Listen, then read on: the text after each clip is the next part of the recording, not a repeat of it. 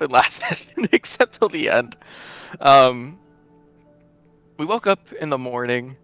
Excuse me, before we actually went to bed, I asked if anyone wanted to do anything, and we did have a few people.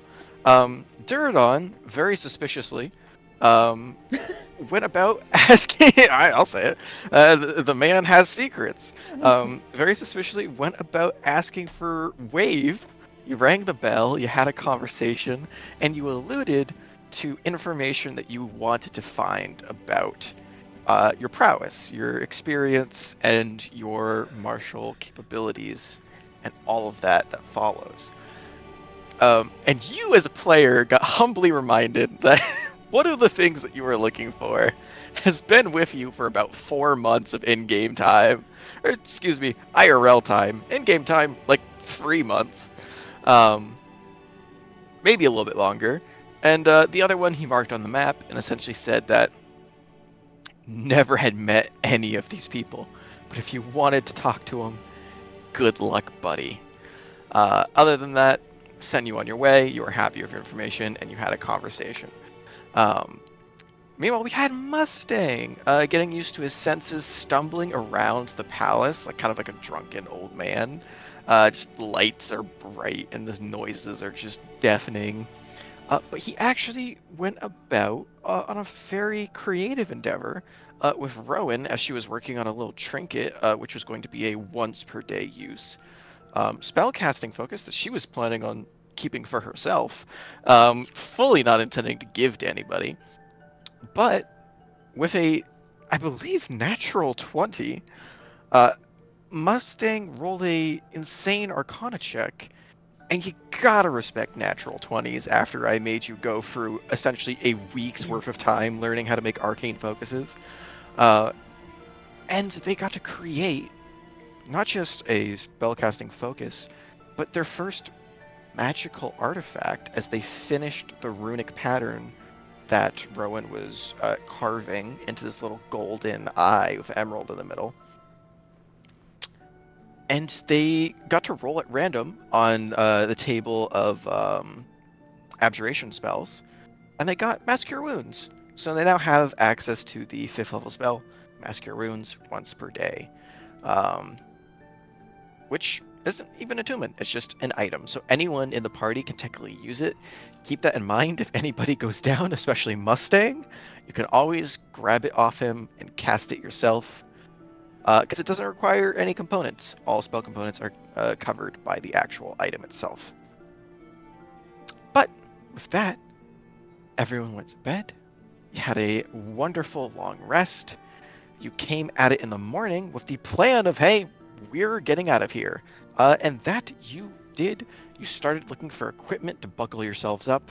And while this is a palace of all different sorts of goodies and hidden treasures, doesn't mean they have just everything lying around. So I wanted to make it a little mini game to see if you could actually find the specifics of what you were looking for.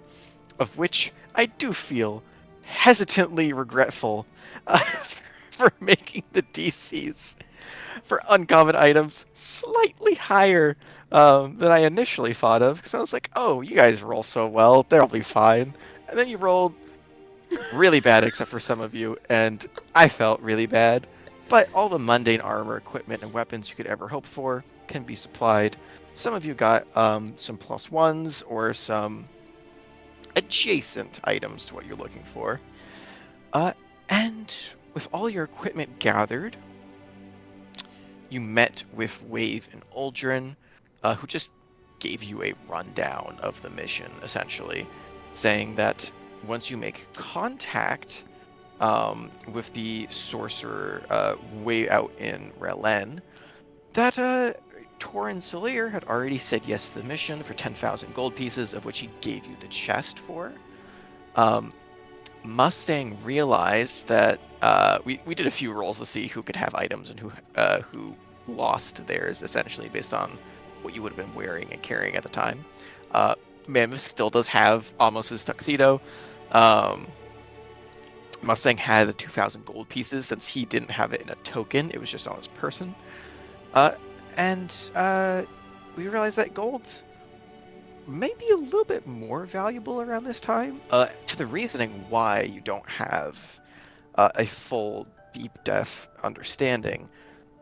But some of you, especially around like Kipley, Mustang, and Duradon, have an inkling that 10,000 gold pieces, while a lot of money, seems a little lowball for your time for creating a custom artifact, even if it was just on the very rare scale. So, with that little tidbit, you have hopes that you may be able to buy some of your equipment back, or potentially craft or create some of your own, buying just the resources required. Uh, and he gave you the name Darius DeVell. Um, that is the informant who reached out through Uldren to create this. So when you arrive, just say, "We're from Darius was our representative. We are here to start the process and request the item." And with that, he wished you luck. Mori wished you luck. You got the whole gang together to say their goodbyes. Bernard headed off earlier that day, uh, and the gang, excuse me, essentially had the option of Bernard said that he would tag along for a few days if you really wanted the help with adjusting Mustang to his new body and learning about the spark. Um, he gave the option of staying in the palace, and overall Mustang was like, "I don't need it. We're good." Um, and he left, leaving you guys just on the dusty trail. Um, there was the city, of which he gave you. Da, da, da, da, da, da, da. Let me see. Zutara. That is right. Zutara is where Bernard currently keeps residence at the moment, and he said that if you ever wish to stop by, to feel free. But he's also a traveling bard, so who knows if you will see him again. So, with that, the party began their first rolls for the random encounters. Um, as you headed off, literally getting dropped off at the mountain base, at the base of the mountain range, excuse me, Uldren taking off into the sky behind you, all of your lovely and lavish rooms that, like, after weeks and months and even years of your life being spent on shitty beds and shitty dwellings, and some even really shitty boats, you had like a week of like soft sheets and firm mattresses, excuse me, that didn't just either break your back or be ridiculously uncomfortable. And all of that sailed away off into the distance, leaving you in a prairie surrounded by mountains on either side, with a straight shot towards the ocean and some ridiculous goddamn survival checks as Mammoth, the boy wonder, stepping up with hasn't had a lot of chances for this because most of our travel has been ocean travel, but finally getting to flex that massive bonus on survival checks, and popping us into our first random roll, of which you had a few to decide from, and there was some debate of which D100s you wanted to choose. But at the end of the day, there was a 99 sitting before your eyes, and it was a 3-1 vote. And here we are. Democracy is a beautiful thing. You came across that small clearing where trees and kind of like a little, not grove, but just kind of a little orchard growing out in a completely natural way. There was no like actual people that you could see in masses, except for kind of like a large tent. In comparison, maybe like slightly smaller than a circus tent, but roughly about 20 to 25 people gathered beneath it, and were having clearly some sort of celebration. They looked non-hostile. You didn't see anyone with weapons currently out, or any sort of like guards, or anyone of like a higher, more dangerous stature. Seemed to be dressed pretty commonly, like basic cloth and fabrics covering them. And you can see that they didn't really pay you any mind. You decided to just go on a large kind of roundabout, because this is really no main pathway that you're traveling. You just gave them some distance. And in doing so, you made eye contact, because you weren't stealthing. And a few of them waved and smiled, and it was very clear that this was not a dangerous people.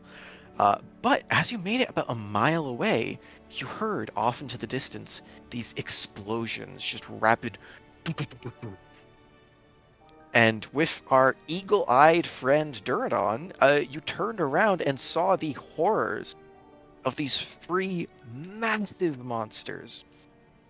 They're kind of like old, rotting wooden frames standing roughly about 10 to 11 feet tall, just covered in these scorch marks. It looks like they've been either kind of burned by charcoal or some sort of like green flame that just seems to be enveloping these forms.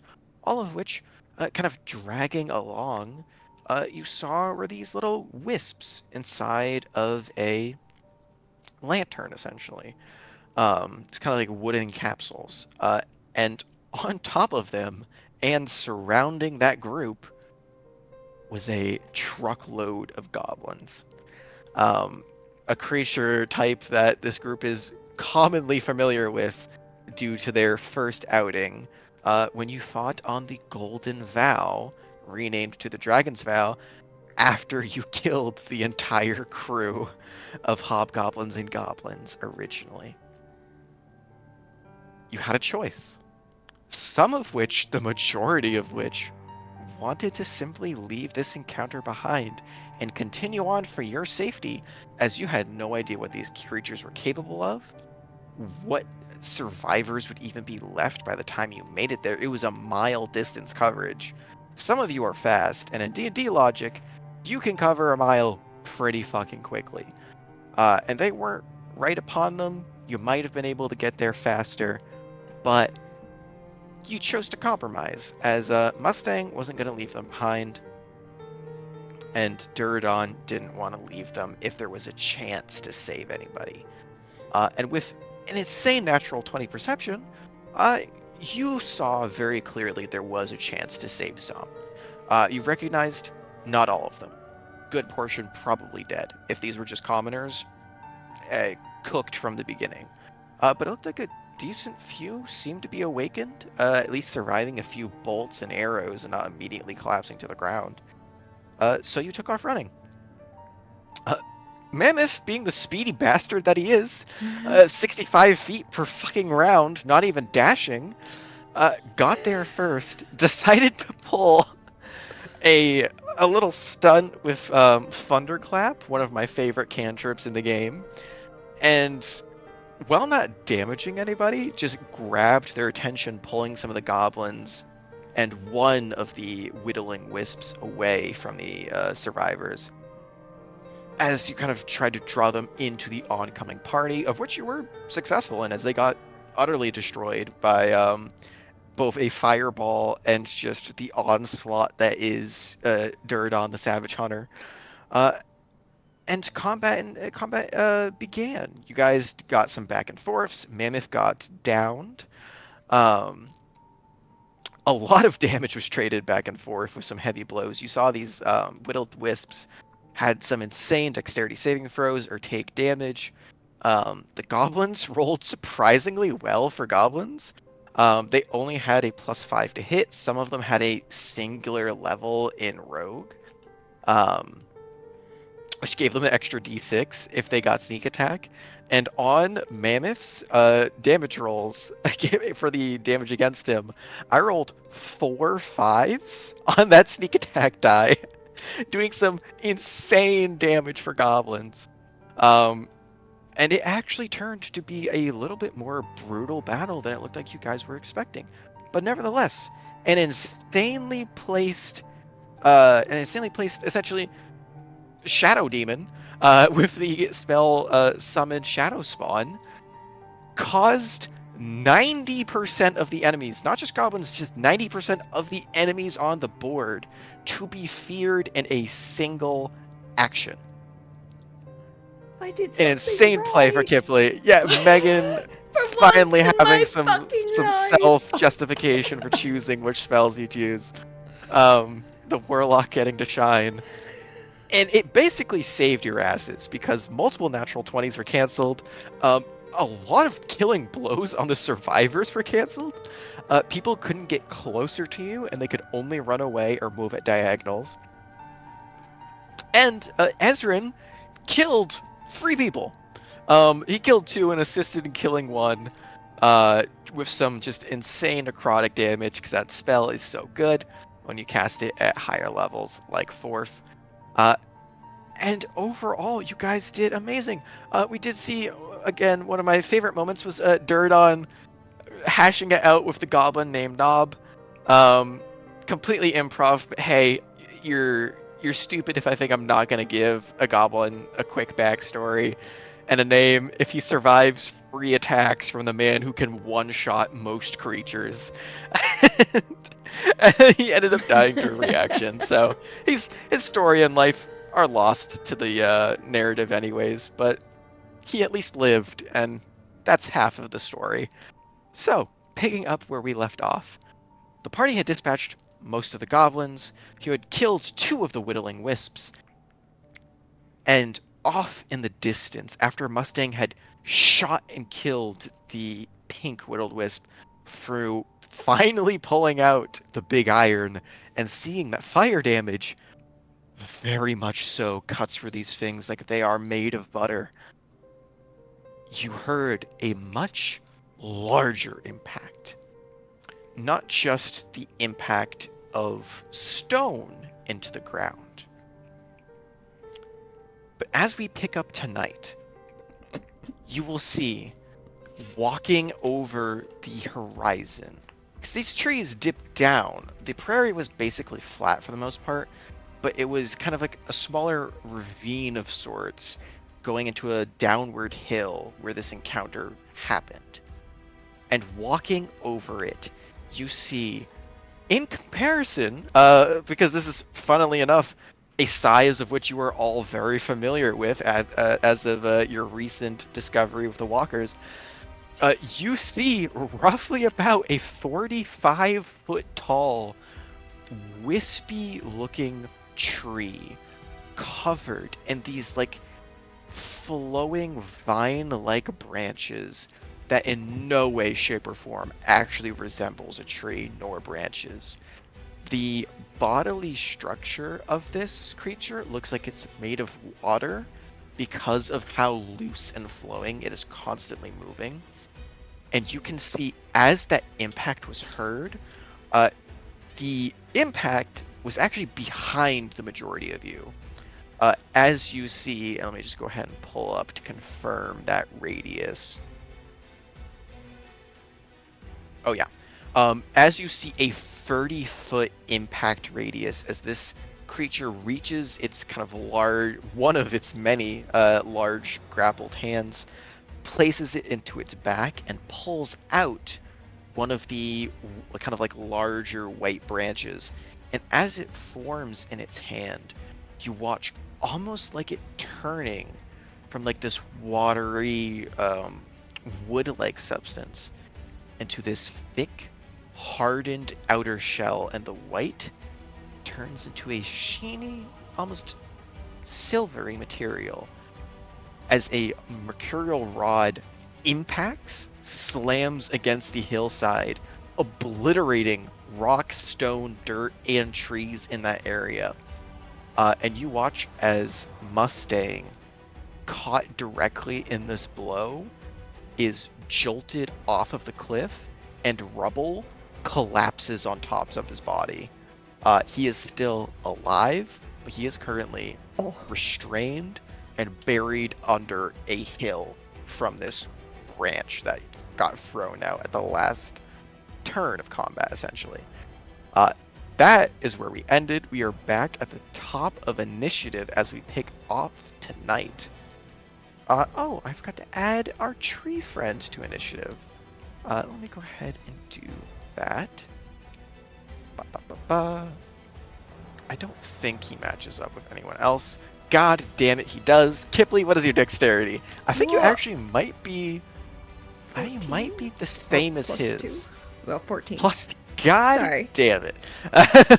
So, Do I need to I roll? think Or he's probably I gotten will a leave it up beat. to you. I'll leave it up to you. No, because he has a 14 exactly. Not a dexterous fellow. Um, do you want to do rollies for it? Yeah, let's Or roll it. okay. I was gonna say, or you could just go first since you were He already in the goes. initiative, but 13. Cool. So 3 you and 13! It's Friday the 13th! it is Friday We're the fucked, 13th. guys. We're It is a fucked. great sign for me, terrible sign for you guys. Um, as we start off initiative, let me go ahead, kick this bad boy off.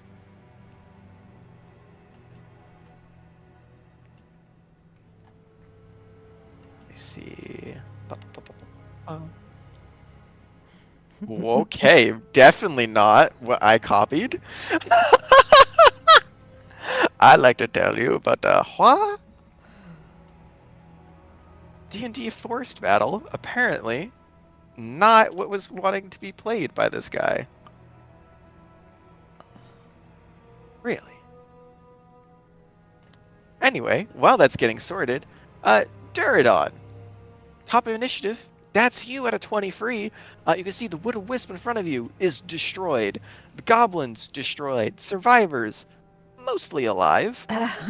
There is a goblin left alive over here, 2 that are beginning the act of fleeing on the right, and 2 of the survivors that have actually made it out of the clear, out of the essentially main damage range. But you are the first to act as you see this creature beginning to lumber its long flowing limbs over the horizon, and it's very clear it sees all of you, and you are all very much within its range. What would you like to do?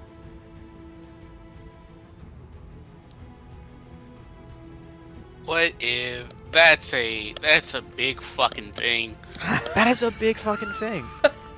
Its size is technically on the smallest size it can be to be considered gargantuan. Did Miss Madre raise a bitch? Well, she wasn't alive long enough to raise me at all, so. The pain. Yeah. It's okay now. There we go. 40. Let's go. There is also one whittled wisp that is still alive. Oh, this one reminder. He is one of the ones that were frightened, so never actually got close. And he is still technically frightened, so you have advantage against him. But you can choose which is the bigger threat of the two. Yang. Duradon is going to tell people he's going to yell that they need to start running, and that he will buy them time. Okay. And he's going to charge up the like little river path. Sure. Give me a quick persuasion check. I'll say with advantage in this case. Not towards your allies, but towards the survivors who are within earshot to hear you. Dang, that's gonna be a smooth straight roll because I am poisoned. Oh, buddies. Oh, that's a natural one. Natural one. Yeah. So here's the thing. You say, like, get back while I go and protect everyone. Run forward. You slightly turn to check on your allies, and you can see the survivors already walking off in a different direction, not even listening to your conversation. They are headed towards your friends, and you're like, oh, good. Also realize, oh god, they are making a group of which you never want to have in combat. They're all grouping together. But with a natural one, you also know you're new, you're poisoned, you're covered in blood. Probably not the best to be persuading people to do things. So you have your turn. Yep. Oh god. Cool. God damn it. Oh, fuck. Boy. We're fucked. Actually, Listen, I'm not. I gotta don't give him a even. chance. I don't need to get that close. I just need to be within 10 feet because reach is one of the properties. Let me see. Cool. Absolutely hit him from there. Got you. It already has Pluck of the Malice Cord on it. Which basically it's the sticky one. Um, For the weapon? yeah, for the weapon. Right, because you did that last time. Yeah, it doesn't matter because this dude is far greater than one size above me. Yeah, just a little bit. Yeah, but I have to give myself a little something here. When the move of the creature.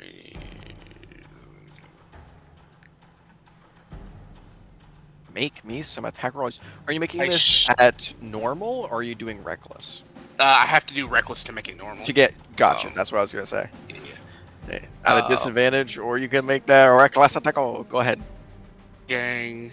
I'm going to expend another Malice Burst to use Inescapable Bulk for to so basically if I miss any of these attacks, but I don't miss it by a margin 10 below their AC, the creature will have to make a Dex save, taking half of the rolled damage on a failure. I will also post for you specifically the wording of that.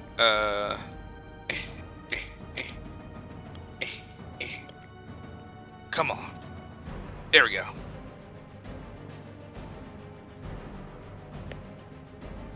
And yeah, cause fuck it, we ball. What do I really have to lose here? I'm gonna go ahead and Great Weapon Master these attacks. I have nothing to lose at this moment. Cool. That is going to be, for the first one, a 21 to hit. 21. Just miss. Not get hits. Okay. I was about to say, brother, look me in the eyes before you Look me in the eye when you tell me the book. 21 does it. Okay, got you. Do you want me to do all the attacks first and then? Yeah, just do it. You can do it all at once. Got you. Cool. Second attack. That's going to be a 14. 14 is a miss. Got you. That is the bonus action attack is going to be less. So only. Oh, do any of them miss by a margin of 10 or less? Yes. Okay, which one misses by 10 or less? Or 10 or Both. more. Sorry, 10 or more. 10 or more is the 11. Okay. Or 10 or, is it 10 or less, or is it 10 or more? 10 or more. So if I if it's by a margin greater than 10, so 11 or more technically. Okay. So no, none of which would be more than 10. Got you. It's so, close, but not exactly. Dear God, thank you. 2 dex saves for the last.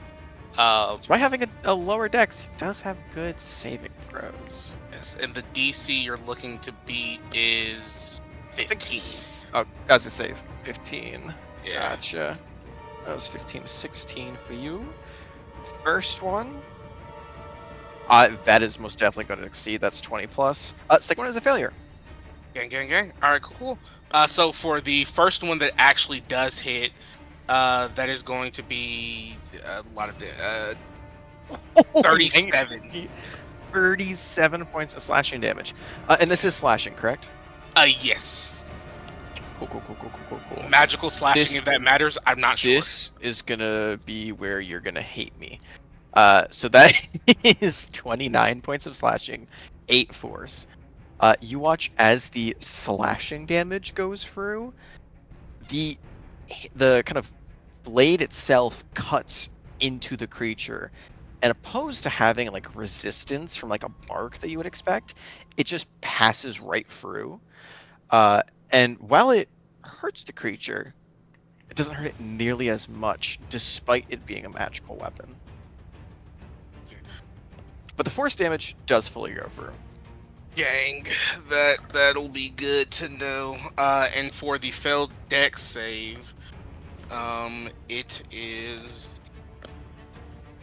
hold on, let's say total of 22 slashing, and 6 force damage, halved, and I imagine the slashing gets halved again.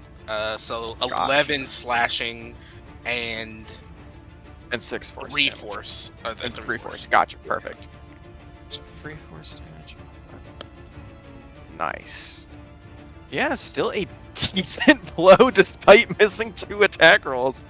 You can see this creature just in its pure size. Oh, that's right. It is also. I forgot. My apologies. You watch as the damage that you do slicing into the bottom of the creature, like cutting at its essentially ankle, as that's what you can reach up to. You watch as you slice into it. Not only is the damage from the slashing halved, you go ahead and give me a. I'll allow this to be insight or perception. Your choice. Perception it is. Your call is a DC 15. Gang. 14. 14. You figure there's more going on here than just it being resistant to the damage. What exactly that is attributed to, you are unsure. You can essentially every time that someone deals damage, they can once per turn roll to see. But I believe that is action, bonus action, and movement. Are you staying there? Yeah, I'm gonna be the bulwark that stands and takes the damage. Sure. Just for funsies, before we get to the enemy's turn, what's everyone's hit point total looking like right now? 9,000. 9,000. Yeah, for So I can just throw all my attacks at you then. Yeah. It also might just be 57 out of 75. 57, Mammoth. 17. 17, Duradon, how we looking? 86. 86, cool. Mustang is at 42. He is also essentially incapacitated for the moment. For the sake of me not having to run 17 different people at once. If it gets really bad, potentially you can try and dish them out or see what happens. But we get there when we get there. The survivors, I will all say, 2 of which are in single digits. And 1 of which is just barely above single digits. So not looking great for the good guys. But who knows? We'll see how it pans out. We go to the enemy's turn. Ooh. The goblin's turn. Unsurprisingly, these 2 goblins immediately dead on impact from the from the mercurial spear. They're just evaporated into dust from all of the rubble falling on top of them. This goblin that is still feared from Ezrin fully takes action, bonus action, and movement to dash away out of combat. He is, let me see, is over here. Okay, he's not in range for Ezrin to attack him, but the survivor can take a swing on him. She is going to reserve her reaction for something important. The goblin is gone. I'm going to keep him in the bottom here just as like a token tracker because he's the one that's holding this little tracker on initiative. Let me banish him to the Shadow Realm. There we go. The green goblin, he's in a little better position. He is going to take a spiteful snipe at the party before leaving. Let's just do Mammoth. Just because you might be involved in this, go ahead and roll me a d6. On a 1, they shoot the druid in front of you. On a 2, they shoot you. On a 3, they shoot Xyrus. Free. Cool. She's shooting Xyrus.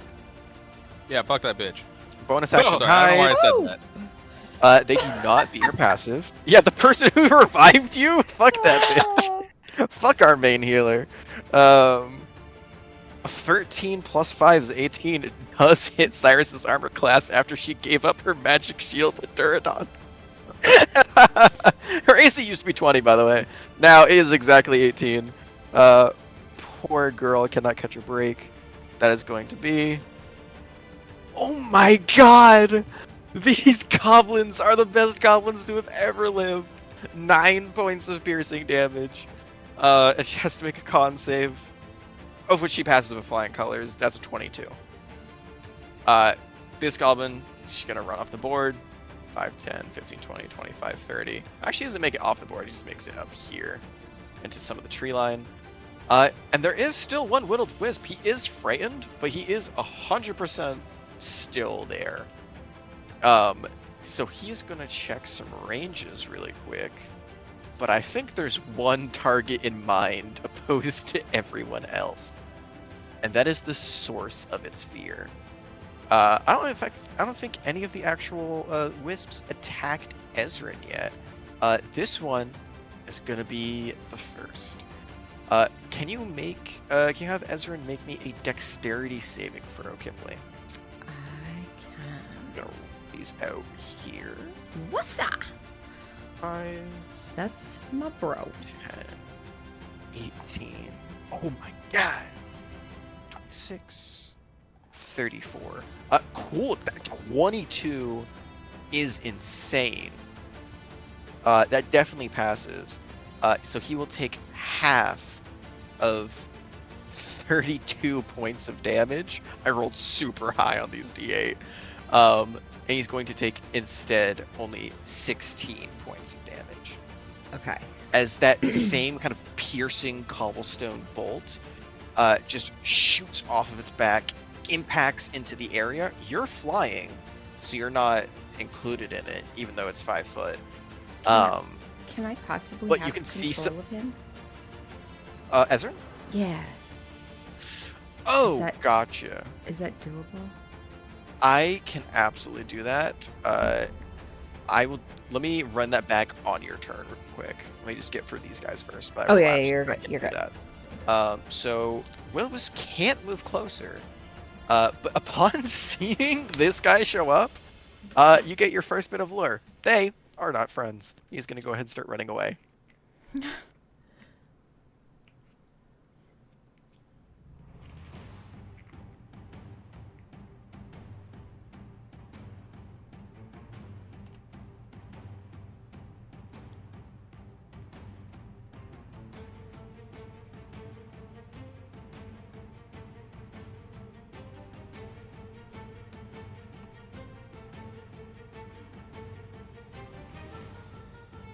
Did it just get really quiet for me? No, Okay. Okay. Headset died. Headset revived. We are back. It sucks here, folks. All right. The Will-O-Wisp does straight up start to run away, though.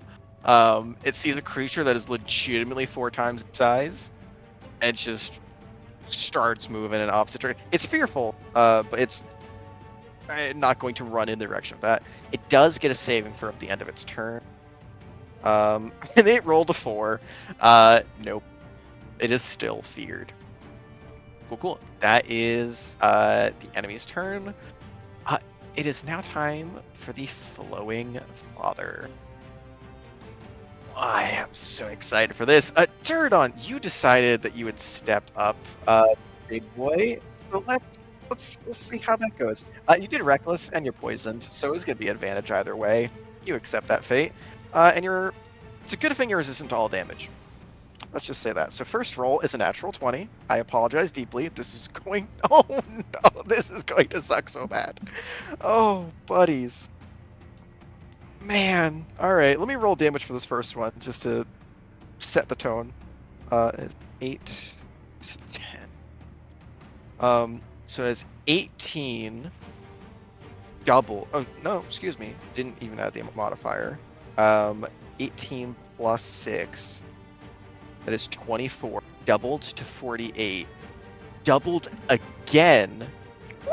As this is going to be your first time encountering this.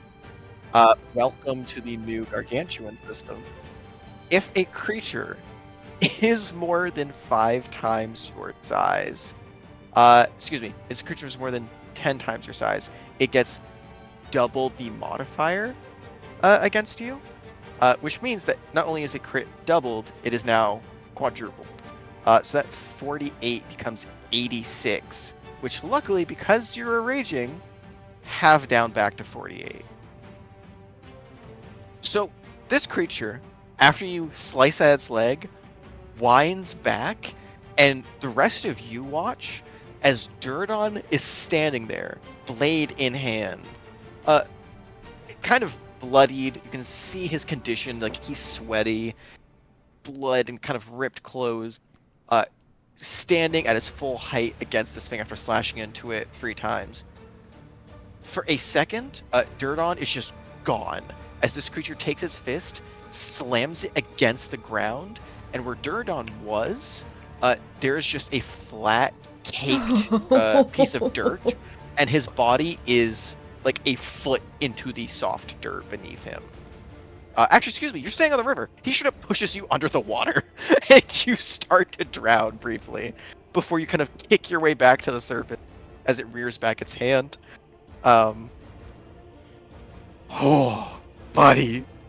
For the first roll of this creature to get a natural 20 is truly a Friday the 13th energy not in your favor. Second attack, it is going to go ahead. It can't do its Mercurial Lance, because that is recharging. Let me see if it gets it back actually at top of its turn. It does not. Second attack is a 18 to hit. I believe that still hits, right? No, with the shield, I have a 19 AC now. So you feel the impact, you raise the magical shield, and you feel your arm buckle beneath the weight of this. Like, you don't try and fully tank it, even in your state of raging. You glance it off of the shield, and you watch as the tree next to you is impacted and just straight up gets sent flying and hits the goblin off in the corner of the map as he just gets eviscerated by a tree trunk.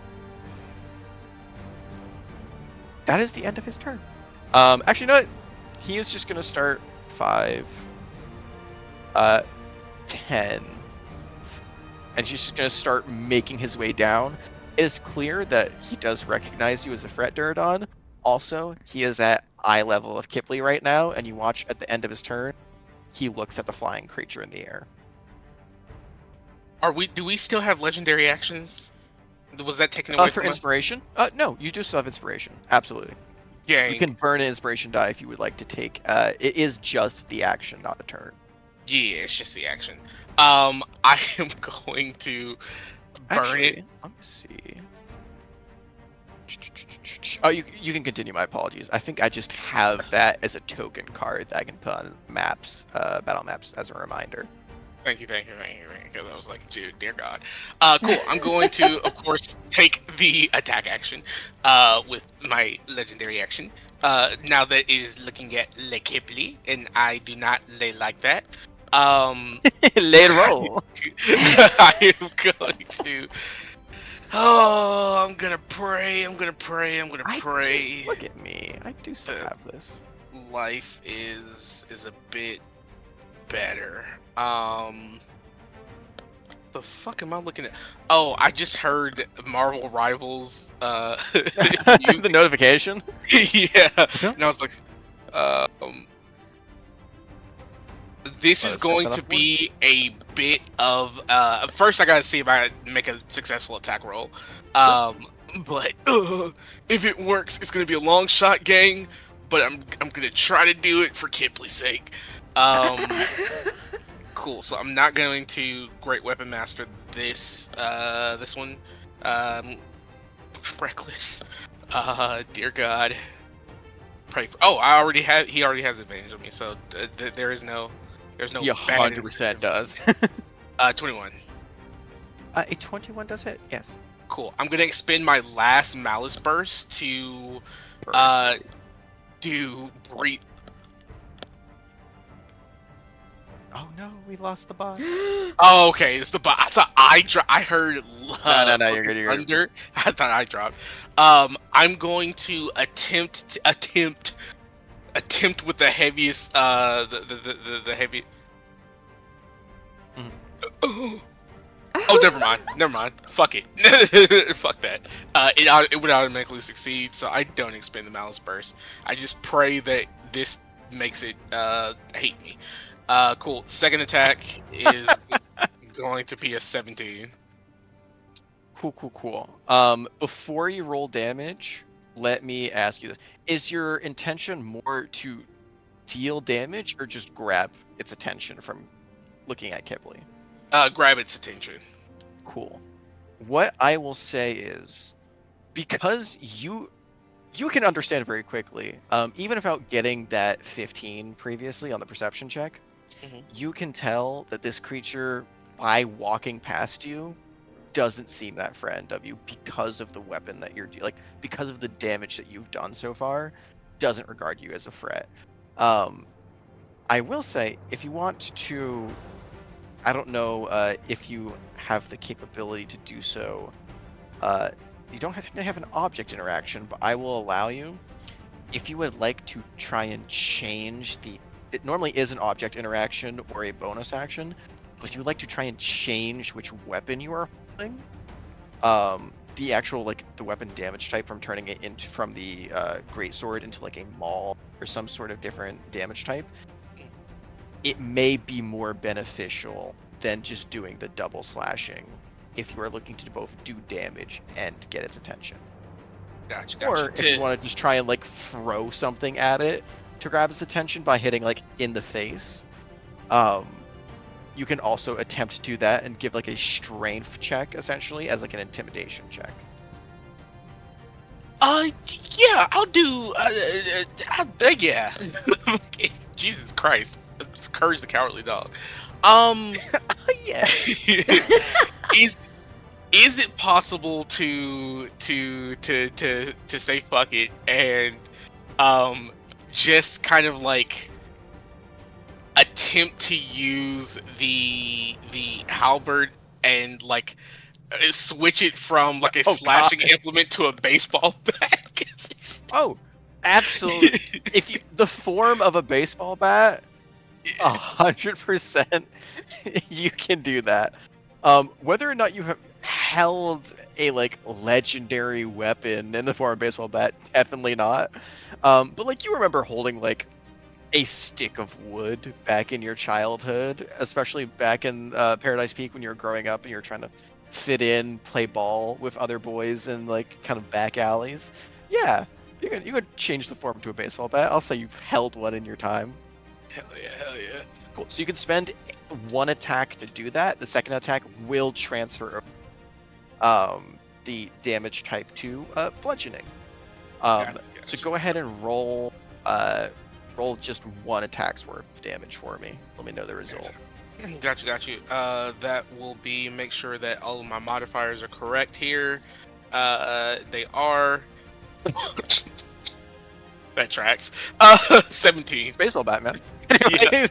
you try and bust a kneecap and you can't fully reach, so you just kind of bust a toe. Gotcha. So that is 17 points of damage. It does look like it goes through in its entirety. However, even though it's a legendary action, I will allow you in this moment to go ahead and give me another perception check. Gang. That's going to be a disadvantage. This poison is kicking my I know. Listen, that's why I put some goblins on the field. They don't do a lot of damage, but poison can fuck people up, even if they're super powerful. Yeah. 12 is not enough. Yeah. So we move on. But you do see, it does seem more effective than slashing. Still resists some of it. Cool. That's your legendary action. Kipley, that is your turn. Okay. Just real quick, I forgot I gain temporary hit points when I shift, so I'm just adding those back on. For sure. Yeah. Otherwise, okay. Top of her turn. You just see this creature walking right towards you. Yeah, she like was watching this wisp thing run off to the side and was like, "Coward!" And then like her eyes catch this shadow coming down. And she's just like, "Oh fuck!" You see the wisp fully like looks back at the creature and looks at you and kind of gives you like a shoulder shrug, like a arms spread out, like hey. Yeah, and then Kibsey's like, shit. Yeah, she just turns and looks at probably this woods women people, and she's just like, we should run. We should go. And she's going to move. Or you move your token. Okay. Just see. Yeah. Gotcha. Cool. Yeah, go for it. Okay.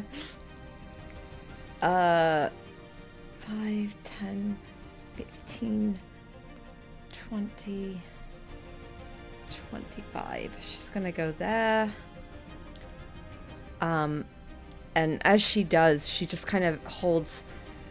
She kind of sees Duradon as she passes around the corner of it, and it has a brief moment of panic as she realizes Duradon's right next to it, and she just looks back at Ezrin and just gives him a nod. Yeah, and which you should be able to control. I Ezrin's don't. token. Let me go ahead, Oh, I see. drag that one on. Try and Perfect. move that one around. Okay. I'm gonna put his... I can move him. Yeah, thank you. Perfect. I'm gonna add his current hit points. And... Sorry. Now you're good. Yeah, he'll fly up towards him, and he will go ahead and use his chilling rend. 1d12 plus... Ugh. What are we looking at? 10 Yeah. definite misses. Okay. She just kind of walks up and second. goes to scrape the knee. It scrape the foot, excuse me. It just passes right through, like a ghostly figure in like a flowing mercurial liquid. Just goes through each other. 1d12 plus 3 plus the Do a second spell attack though. Oh, that's a 14. Oh wait, did it 14 add misses. the... Okay. It did. Wait a second. Hit is... Oh. Oh, Oh, you rolled that a wasn't... Yeah, that was D12. the damage. I You didn't roll do for that damage. right. Yeah, go I'm ahead and sorry. roll for the attack. Yeah, you're good. If it doesn't work on the actual sheet, remember you can just use Eldritch Blast or any sort of like spell casting attack roll. It uses the same bonus. Tanks. That helps. 22 definitely is a hit. Okay. Do you want to use the previous damage roll? You can use 10 if you want. Okay. Um, Gotcha. So it would actually be a +4 because it adds the spell's level 2. It does. So it'd be 14. Yep. And then second hit would be... because it gets to take 2. Whew. 24. Hell Oh, yeah! wait, Another wait. 14 points of damage. Woo! That's the wrong... That... I rolled the Eldritch Blast damage. I'm so sorry. Ooh, you're good. I know. It's confusing. Oh, fuck. Okay, +4. 12. Still 12. Still good damage. Nice. Okay. That's Gotcha. my bro. There's no secondary effects of the chilling rend, right? No. Cool. Mm-mm. Gotcha. Are you moving? Oh, you did. Perfect. She already moved. Before we get to you, then, Okay. you are within range. Okay. So it does get an attack of opportunity as you leave.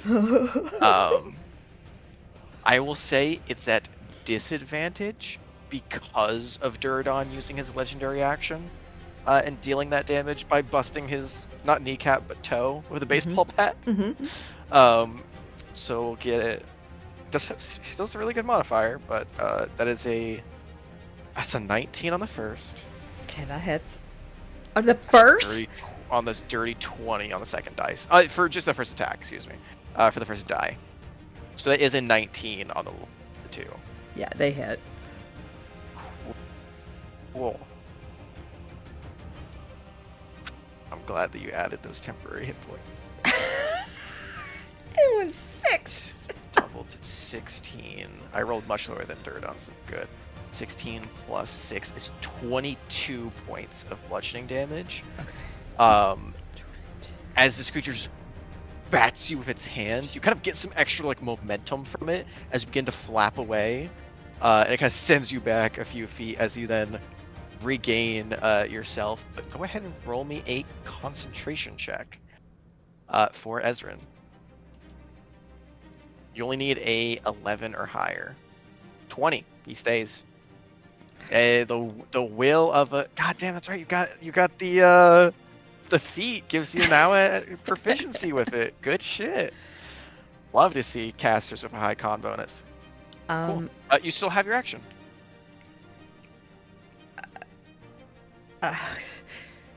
She turns as she's flying. She like gets batted forward and turns mid-flight, and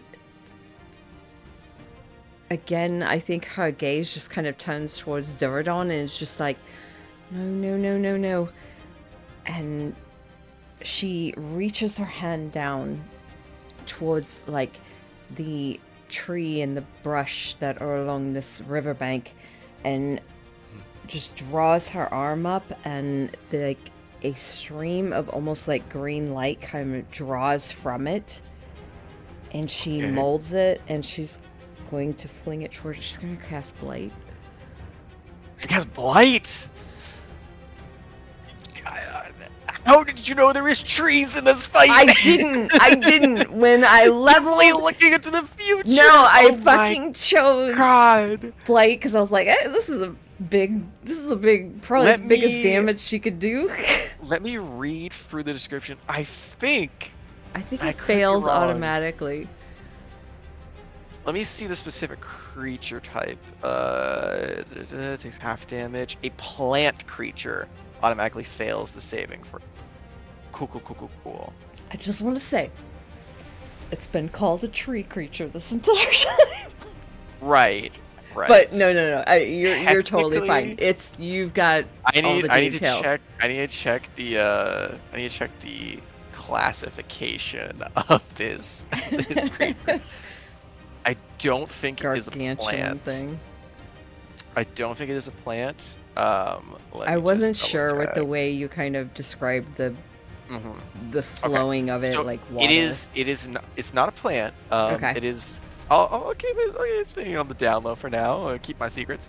But I will say, since it's plant adjacent, I'll give it disadvantage on its con save. Excuse me. Okay. What is your DC? 16.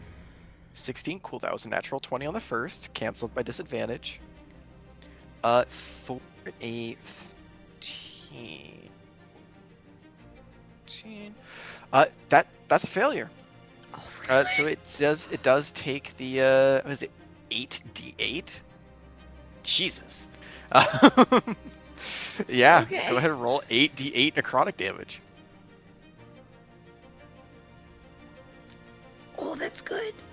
Those are good rolls. He withers and dies. I love that. 51 points of necrosis. That is almost all 7s and 5s, by the way, lads. That was real. I've never had such good damage rolls. Cool. Let me double check. Cool. You would need to move a singular spot closer in order to hit it, but you have the movement to do so. Oh, I was thinking it was 120. I don't know what I was 30 reading. feet. You're That's good. fine. Hey, gang. I'm not gonna say that didn't happen Thank because you were you. 5 feet away when you got a flight speed. You're good. You watch as a good chunk of this creature's health goes from looking completely fine and unbothered to brutalized as this blackened energy from where the green beam hits as you pull it like out of the plant life, like the river itself. And you can actually see an interesting tidbit of Kipley's magic. You don't see it at first as you're more focused on Duradon and casting on spells. But Duradon, even with poisoned, your passive perception is high enough, and Mammoth, your passive perception is high enough, that you notice some of that green light does not just come from the natural elements. It starts to come off of the bodies. And you watch as bits and pieces of this green, more sickly green light, instead of like a verdant, it is just this kind of dark green gets pulled out of the bodies into this massive whirling of energy releases as it impacts. You see some of those flowing branches straight up begin to blacken and just crumble into dust, falling off its massive frame and scattering to massive blow. Let me calculate some damage here. Do some math. Jeez. That's her Christ. turn. Oh yeah, that is definitely a turn. At the end of your turn, is going to go ahead and use its first legendary action. Okay. Hey gang, when I said a 99 was gonna be good, first creature back, legendary. We're rocking it. I am gonna go ahead. It's gonna burn 2 legendary action points, and it is going to go ahead and do another Mercurial Rod. Now let's check that radius, folks, because he might be able to fuck a bunch of people here. How high up are you in the air, Kipley? After you got batted around? 40. I have it at 45 feet. It looks like 45 feet. Cool. Mhm. Cool. So he has a choice to make. And that's either going to be, I don't know why I dragged it out to 45 feet, just for your purpose. He can make a choice to hit either Duradon and Ezrin, and a bunch of the survivors, just you. After you hit him for 51 points of product damage, I'm going to roll a d20. I'll roll this on roll 20 for fairness. do it. It's not going to be a straight even roll. I'm going to tell you that right now. You just took out a large portion of its hit points. On a, we'll call it 9 or higher, he is going to throw this just at you, and everyone else will be outside of the radius because it only is a 30-foot radius. do it. On a 8 or lower, he will throw it at the river, and it is going to hit 2 survivors, Ezrin and Duradon.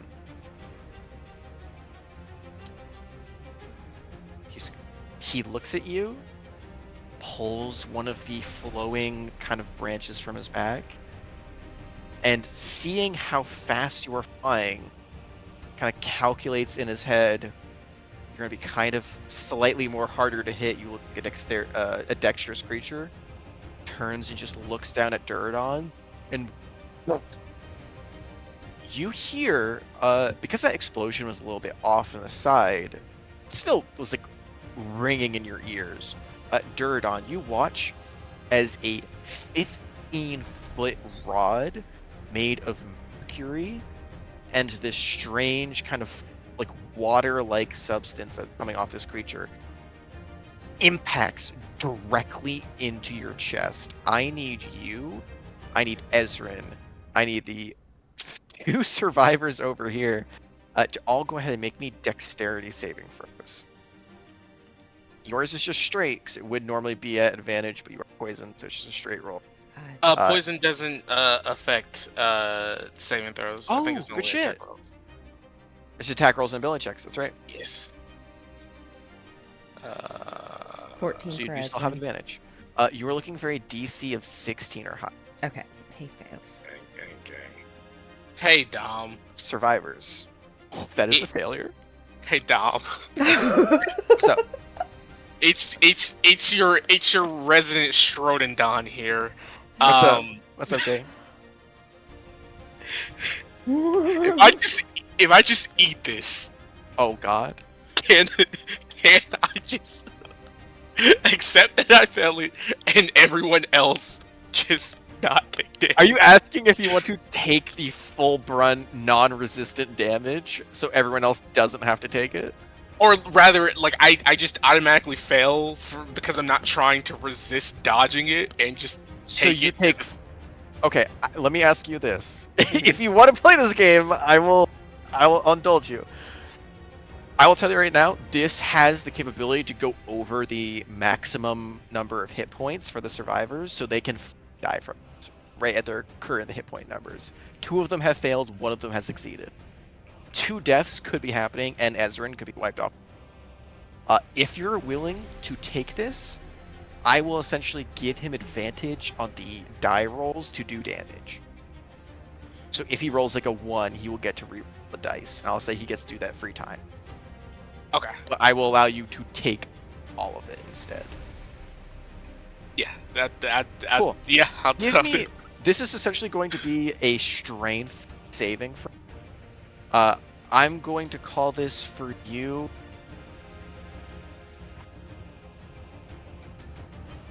For him to get advantage, you would need to get beneath a 13. Okay. You just need a 13 or higher if you achieve it. And while I'm raging, I have advantage You have on advantage? strength saves. Correct. Ah, let's go. That's 25. 25.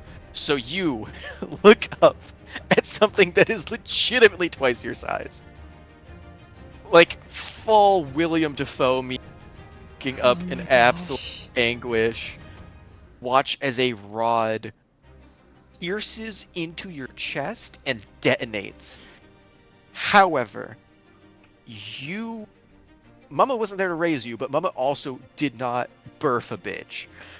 You take the full brunt of it, and as it begins to explode, the rest of you watch as the crystalline carbonate doesn't just extend from the blade, from the baseball bat, but begins to reach off of Duradon's wound and form almost kind of like a chrysalis, kind of like almost a like cocoon around the rod, around the mercury rod.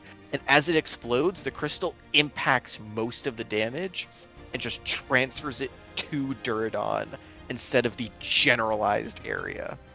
Let me go ahead and roll that damage roll. Insane.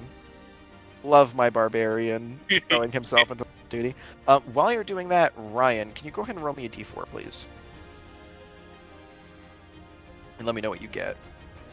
3. 3? Cool. 12. 7. Y'all are stressing me out. What is your current what's your current hit points at? 38. 38? Cool. Mhm. If you had failed that saving throw, you would be dead. You would be gone.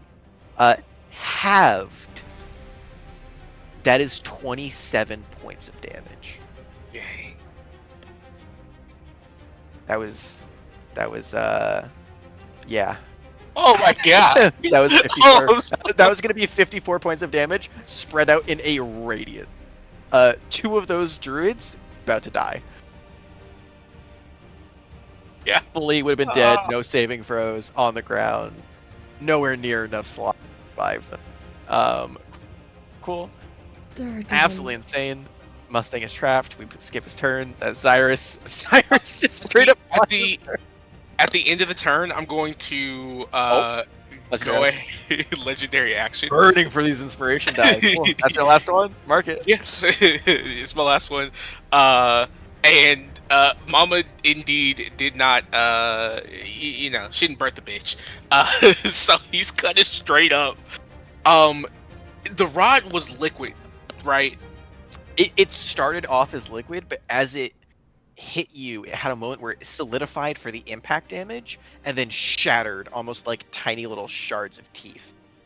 Gotcha. Is there a large enough piece of it to use as like a bludgeoning item? Bludgeoning, no. Piercing, yes. I would say because like after that disperses, it kind of breaks off into kind of like a grenade shrapnel. But that still means that at the size of what it was, there's like a 2-foot piece of shrapnel next to you that you kind of use like a makeshift spear if you want. Yeah, he's gonna pick it up. And looking at the image of this creature, it has a face on it. It does. It most certainly has a face. It has many faces, actually. If you Pardon? you, you said this creature straight up has 2 heads. There's kind of like a main face, and then kind of like on the side, you can see there's like a half face underneath that looks thing. Oh, that looks terrifying. Of course. Listen, Listen, you call creatures cute enough. Gotta make them disturbing. I'm gonna So one looks like a normal chat, the other one looks like a deformed face. Correct. I'm going to try and chuck the material at the deformed face. Go for it. Can Yeah. I use my legendary action to You want to help go at the same time? by casting, like, seeing him chucking this, casting Eldritch Sure. Blast to back it? To hit the rod? Yeah. And, like, Okay. slam it in? Here's what's gonna happen. Duradon's gonna make the attack rolls first.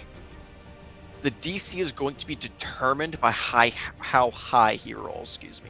If you get 5 over its AC, Kipley's gonna have a much easier. If you hit its AC, she's gonna get regular rolls. If you get 5 or above, she gets advantage on hitting this hitting the spear.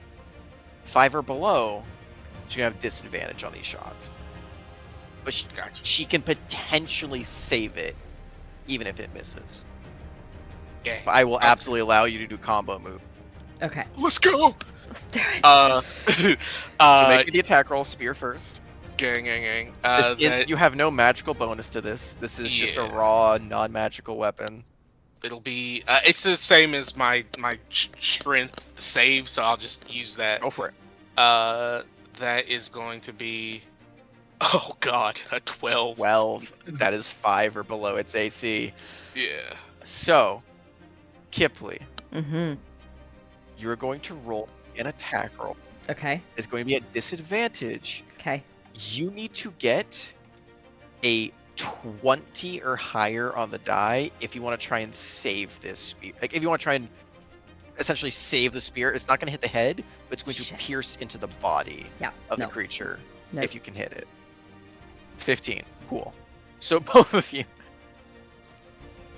if you really wanted to work, I will allow you to I have a second attack. use your. Well, you do have a second attack, correct?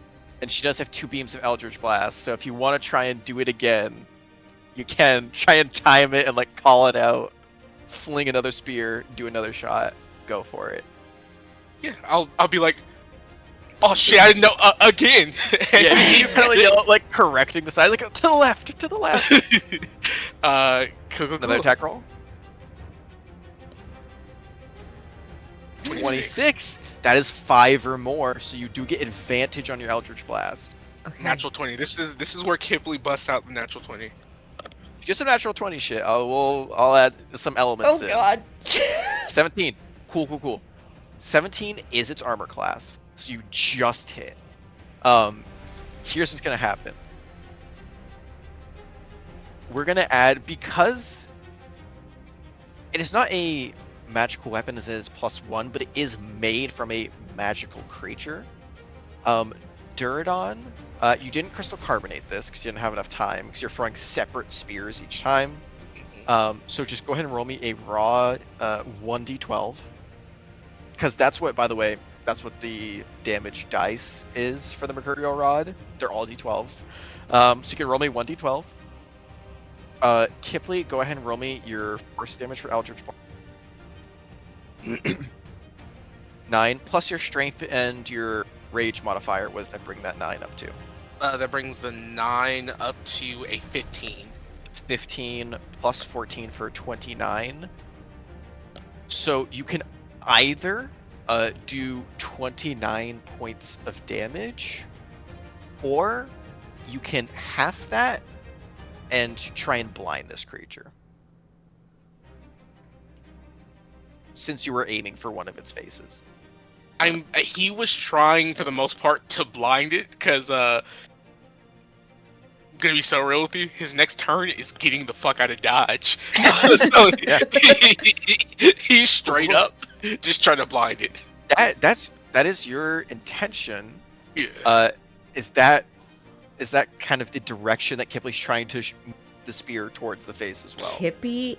Kippy. Oh my God. New nickname unlocked. Yeah. All she cared about was she saw Duradon going in, Doing a thing. and Gotcha. she was Okay. wanting to try and propel whatever he was doing. So here's the thing. It's going to be a Constitution saving throw. It's going to be your Barbarian DC, essentially, which is a 15. for Crystal Carbonate against his Constitution saving throw. He has a +7 to con saves. I already rolled the dice before I even finished the statement just to see, waste no time. That is a natural 2 for a 9. So you watch as this massive creature, he'll take half that damage and he will still get blinded. So let me put on a little. You watch this creature, like, in the midst of winding up for another massive strike. Ding! This little mercurial rod just flings up into the air, and then Kipley knocks one of the rods out of the air with one Eldritch Blast. The other goes straight into the eye, and you hear this, like, low guttural moan. It's just deep. As it just bellows out with one of its eyeballs pierced. It's a liquid-ish body, but still has physical parts to it. Cool. I will say it is blinded for a round, essentially. So until it gets back up to the top of its turn. We'll say the end of its next turn. Oh, Good God. shit. I love the use of legendary actions. Good shit. Yeah, Cyrus. Was that wasn't even Cyrus' turn yet? Cyrus on, and then you both just blast and spears everywhere. It's just like, oh shit, never mind. Continue. Goes over to Mammoth and just goes, okay, you're much faster than me. Go help them. I'm gonna start dragging these crazy druids out of here. Good. Yes. Sure, yeah, okay. Awesome. Pats your shoulder. And she is going to go ahead and cast at a fur level haste on you. Yeah!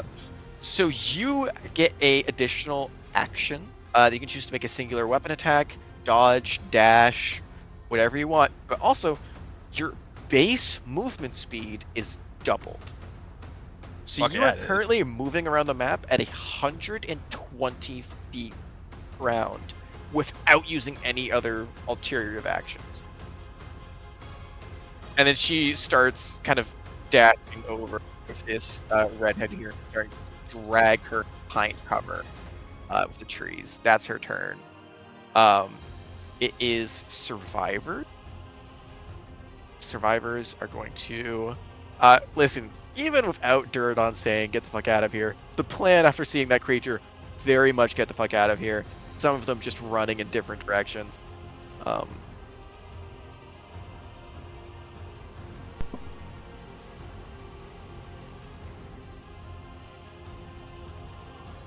Okay, cool. So these two are gonna go up here. Let me see. Bottom one is gonna straight diverge from the path a little bit. It's going to action dash to get behind a broken piece of ridge. And I think they're gonna dash up to kind of seeing their friend getting piloted by, or kind of pulled off the side by Zyrus. She doesn't actually need to dash to get there, so she will use her action to instead. I'm gonna make a perception check. 23. She sees how bad, because Mammoth still looks fucked up, right?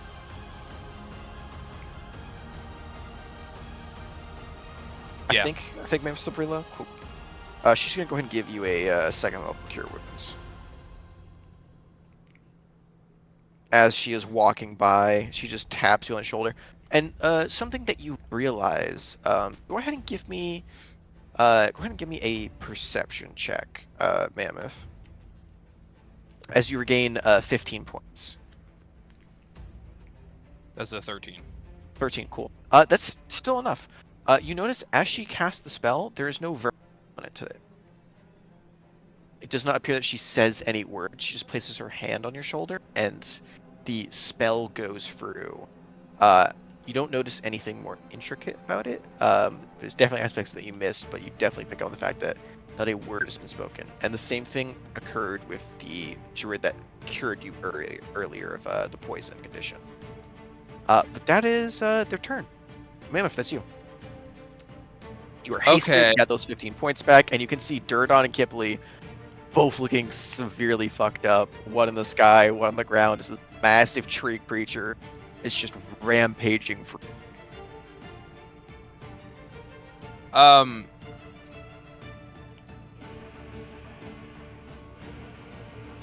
So we're gonna run up here. I mean, I guess I should keep track, but it almost. I got don't you. think I'll even use That's close. that's to enough. 55. You, Um. you still have, would you believe me? Would you believe me? Over 80 feet of movement. Where'd you like? You what'd did you like this, to do? DM. Listen, sometimes you look at a spell list of a cleric, and because of their background, they get fun spells, and you have to choose them. I want to real quick check with Durdon. Be like, are we fighting or are we running? What's going on? Am I unmuted? No. Yeah, No. I am. Oh my god, shit. He's gonna see Mammoth and run up behind him. He's like, run! I'm not fighting this thing! Get away! Okay, Right. cool. Which, by That's the way, what I you thought. don't even see Mammoth like run up to you. He just appears next to you in a blur. Like, what the fuck? We're gonna. I don't remember what it's called, but I have the item ability where I could. Fuck, where is it? Are you gonna thunderstep us? Oh no. I don't Much know what worse. that is. Are you going to try and The bubble. The Oh, ball. cool. Yeah. Got you. Turns out I'm illiterate this turn, so I'm having a hard time. No, I understand. Stars yeah, of you Ruin. you start flicking through your special shit, and you're like, what's gonna help me? Ah, At the and you same pop. I speed think that you move. it's a 20-foot bubble, right? Yes. Gotcha. So I'm gonna place it. Let me grab the thing.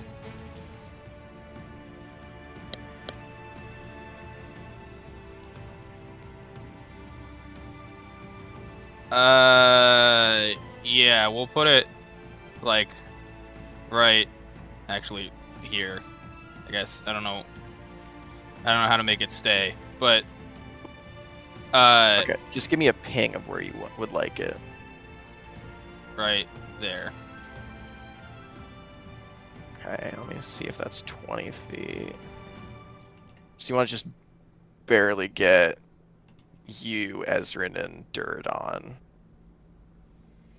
Oh my god, I forget. how Oh, big I a thought that was 20-foot Kipley. radius. Yeah, but yeah. Gotcha. Let me, Kipley, can you get rid of that radius for a second?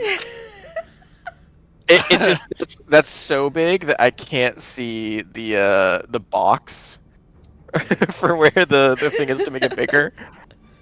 Cool. All right, we're gonna call it right here, so you can get the majority of like this entire river pool is essentially covered. Get it. Awesome. That's your action. You got a bonus and a hasted action. Because you don't have to stay in the dome for it to stay up. Yeah. Is there? So my first question: is there any sort of way I could like grab Duradon and like kind of pull him without incurring an attack of opportunity? Forced movement doesn't provoke attacks of opportunity. He is more than twice your size and weight. So it is halved movement. I'll say you currently have. You move 55. So you currently have 85 feet to play with. We'll call it an even 40 feet if you want to try and drag him somewhere. Just note, if you try and like drag him through the water, that is going to be halved again. Okay. Like the river up here is it's shallow enough that you can just walk through it, but down here it is like a small basin, so there's a couple of feet. What is this? What is your thing do? Oh, it everyone inside that radius is invisible. It makes a massive ring that cuts out all sight Oh. from outside of it. It's essentially like a fog cloud. Everyone There's no inside. opportunity attack. That's incredible. So, as long as the creature's Without inside of tremor it sense. too, it can see it. Because you only have a little corner of it, it can't see it at the moment. So they can absolutely get away scot-free without an attack of opportunity. But also, while you're inside of it, all attack rolls against the creature are at advantage. Oh. Keep that in mind. Can I? Here's my next question. Where's Bruce? You haven't summoned him in about 2 weeks. In a long It's fucking so time. long. You kind of ask that question after seeing a tree creature and fighting a bunch of like nature-based shit, and you're like, oh, where's my trusty companion? And then you think back to the last time you saw him, which I have documented on the ship of the Dragon's Vow, Yeah. and you're like, it's been a month since I've summoned like my familiar, and I don't My know where he best is. friend. Yeah. I'll say, if you want to summon him, you can begin that process as like a bonus action. He can show up at the beginning of your next turn. But it is not going to be something you can just snap into existence right now.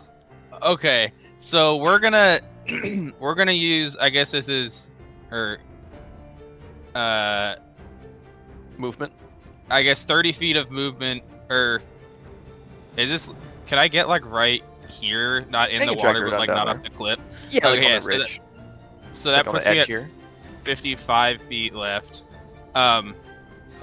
And then we'll bonus action start summoning Bruce. Cool. And then I'm gonna cast Stellar Bodies. And Nice. Body?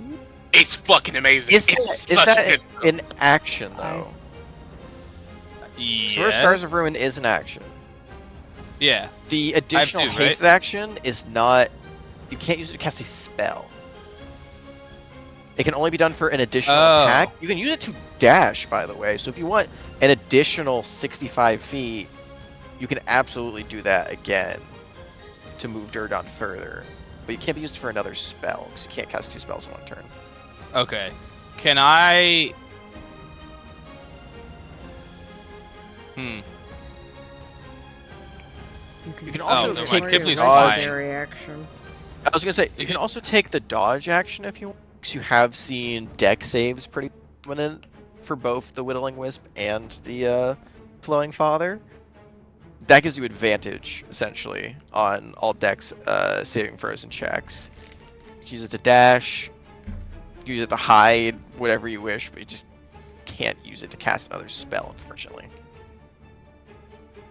If we were to leave the sphere, would the? I kind of feel like the whatever father would still be able to see us. I feel like he's You on the taller other than side? Well, he's blinded at the moment because of what It's so. Here's the Duradan fun did. thing. Yeah, currently it's blinded, so it's not going to see you until the end of its next turn. So if you want to just kind of put that there as like a barrier for you to go in and out of, you can. But it won't see you either way.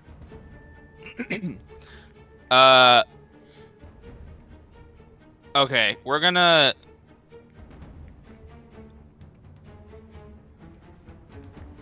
I guess I can see Kip. So, fuck, that's a spell. Okay, yeah, I'm just gonna drag this guy This as guy. far as I can. This guy. You want to start Um, dragging him down the cliff? Yeah, dragging him down the cliff, and like, if Whoa. there's some sort of like cover we can get to, So that would be you ideal. can drag him. You have 55 now, 60. So yeah, it comes down to basically another 55 feet of movement where you can drag him essentially anywhere you want on the map. I will say, if you want physical cover, your best bet would probably be, even though it's not away from him, at the bottom over here, because this drops down like 10 feet from the actual ridge. So if you like Mhm. threw Duradon in the water, dragged him down until the campfire, you would physically be out of sight of the creature and still like close enough to the bubble that you can go back in it. Um, or you can rejoin your friends. Yeah, I'm See gonna how that rejoin. goes. I'm gonna rejoin Zyrus because it kind of seems like that's the way we're Cool. running. All right, you Um, drag Duradon on over. And I think that's it. Yeah. Hey, that's it. That was a lot. Horse is being summoned. There's a bubble. Duradon has gone from being most certainly dead to being out of danger for the moment. Hell yeah. Top Awesome. of initiative. Who here has a passive perception above 17? 17 or above, excuse me.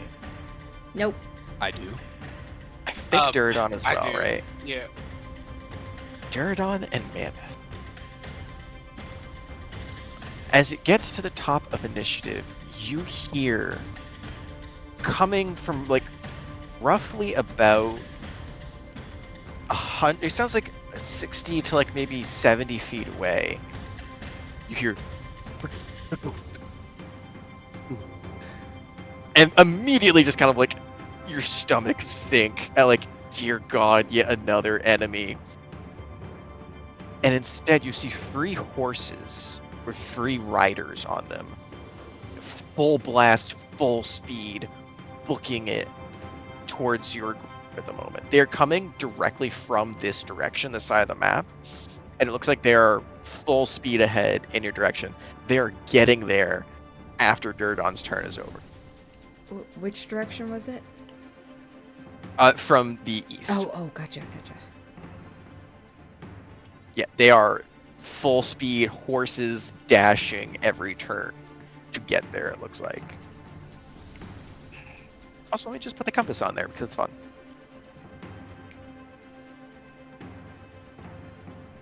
So, Duradon, that is you. You can see these figures beginning to approach. You have eagle eyes, but you can't really make out because of both like the poison and how fast they're moving with cloaks on. You can't really make out details too well besides like the figures of their form, which do look rather massive. Not quite like large creatures, but like pushing your size and above. What would you like to do? Mammoth just dropped you off. You got pulled out of the speed of light from that creature. It is blinded. There is one whittling wisp alive. You got a barrier in between you with the just dome of stars in the middle of this place. It's fucking hell, I tell you. It is hell. something. Cool. I am going to tell the others not to group up, and to run, as he's going to... Oh, fuck, if this is added danger, he wants to be the first one to make sure that, I'll allow you to use either your action or bonus action to perceive, depending on how much information you... he's going to use his action to dash as close to the creatures coming towards them. Towards you? Okay. Yeah. By the way, these are not like normal sized horses. These are war horses. So you know if you get in front of these things, be trampled. Even if enraged, you know you're low enough HP that could just end you. Yeah, I could just be dead. Quick question. I'm not gonna stop for doing it. I just want to give you the fair warning of like these are. This doesn't look like these horses are gonna fly past you and be fine. Gotcha. Just noticed Mustang has a red X on them. Correct. They're currently incapacitated at the moment. Okay, great. They're not dead. Okay. But I wanted more than just the net symbol to show that's that they're fine. I currently just out wanted of to this make fight. No way. Yeah, Mustang, by the way, it's just like, here, there's a bunch of rocks on me and I can't phase for. I just Oh, wanted this to make body sure sucks. we weren't ignoring someone that wasn't here. It's just crying for help. Yeah. You see the one survivor is just kind of like shrug as they walk in their direction, like, the fuck you want me to do? I'm gonna instead, because I've forgotten all about Mustang. Thank you for reminding me. Oh no, I wanted to make sure they weren't dying like actively. No. They're Duradon, still at 42 hit points. It is just they're actually they're slightly beneath that, but they are buried under like 10 feet of rock. Come on, druids. gonna dash, which gives them a total of 80 feet to try to maybe next turn help help our lovely boy out. You want to make it down there? Yeah. What is your movement speed? 40 base, but with dash 80. Gotcha. Okay. Yep. With 80, you can get right next to him. On your next turn, you can 100% begin to start moving off some of these larger rocks on him. Cool.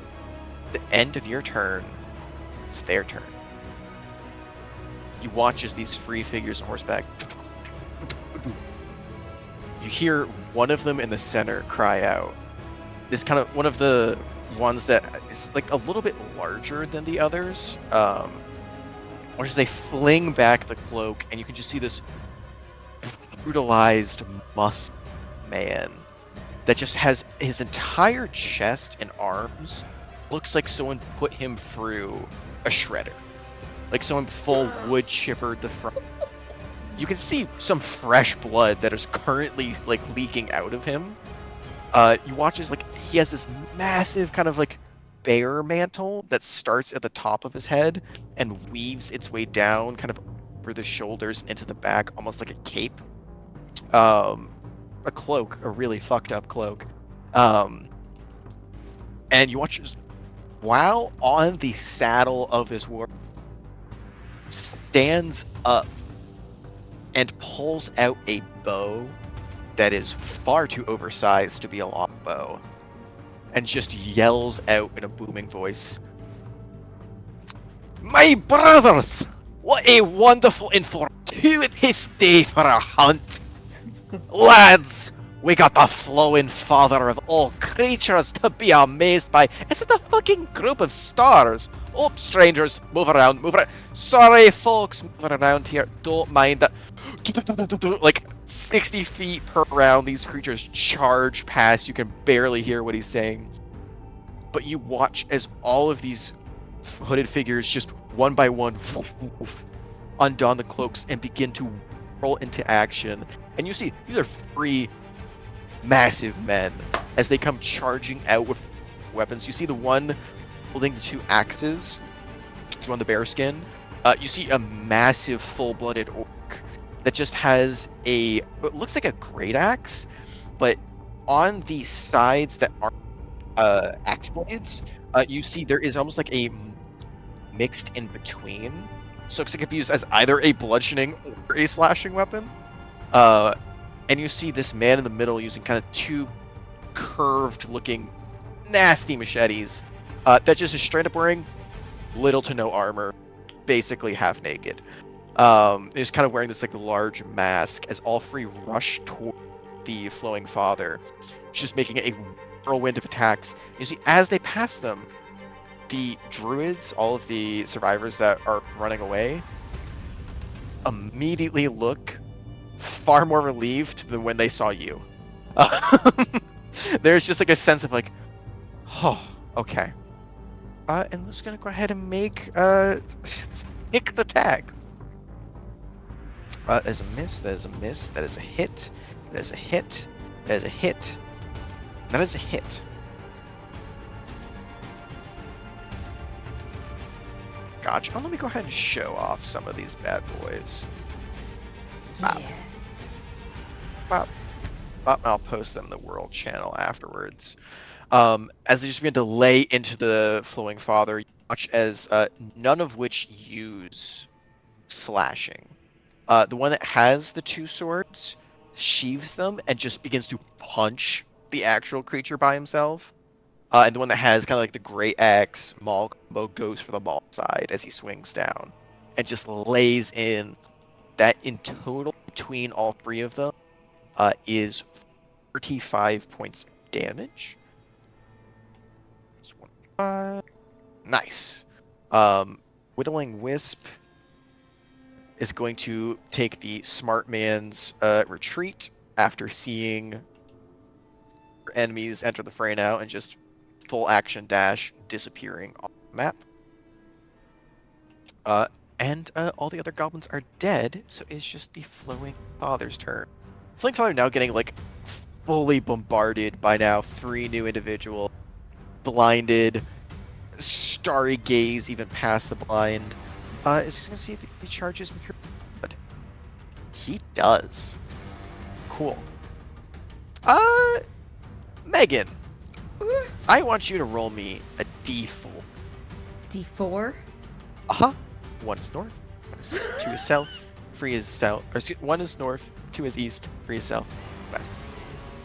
As a 1, so you guys watch as the Flowing Father pulls out the rod that you know could very well TPK the entire party and a whole bunch of people, and then just turns, throws it off in the direction, and you watch as the spurts with just a massive splinter bomb that just sets off and detonates.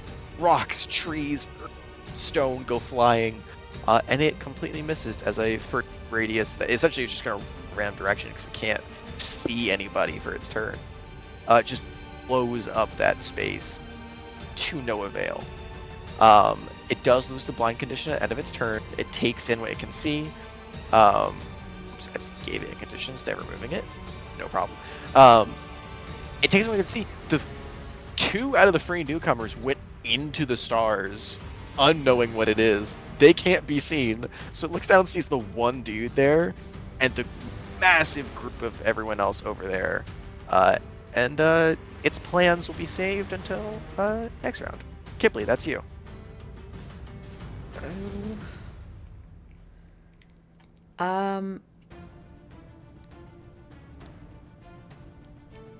Yeah, no, I think she's gonna...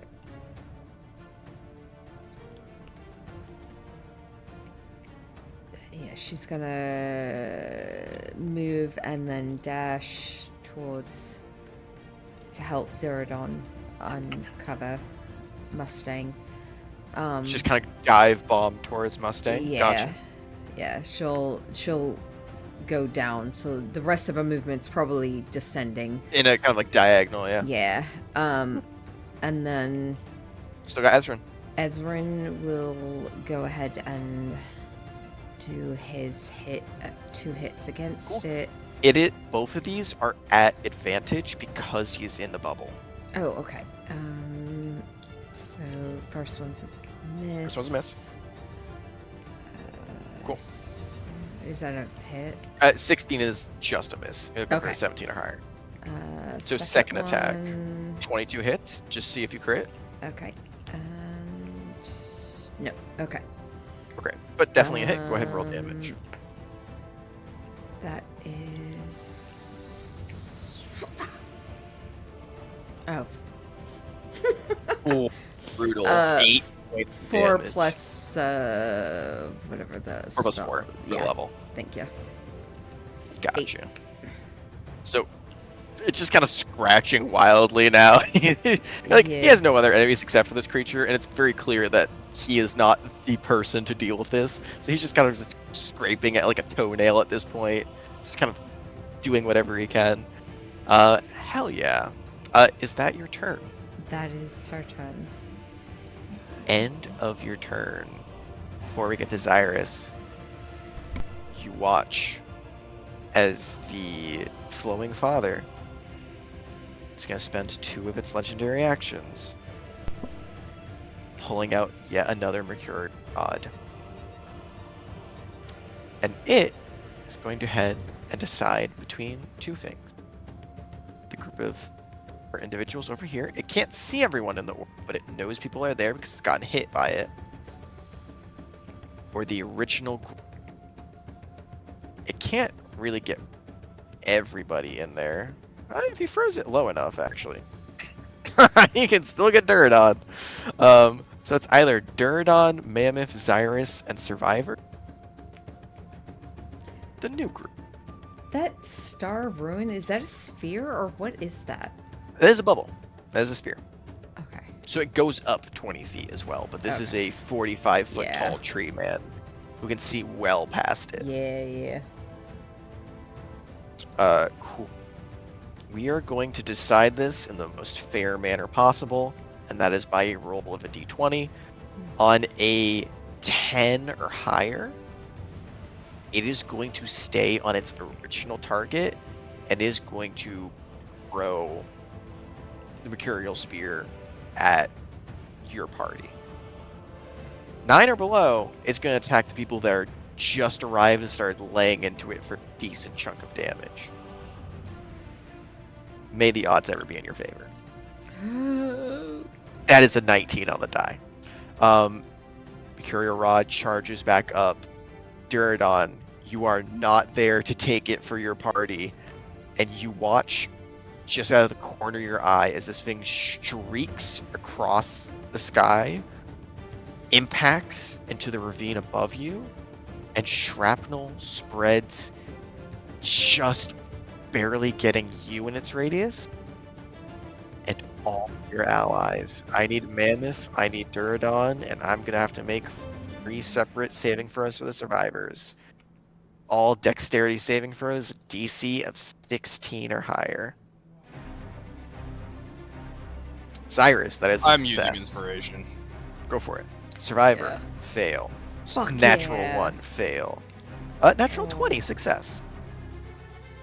She was not the one to succeed, though, 'cause she has the highest hit points, so the others are probably cooked. 11, failure. 21, success. I'm just going over ahead and roll some d12s. 2, 8. Okay. Brutal.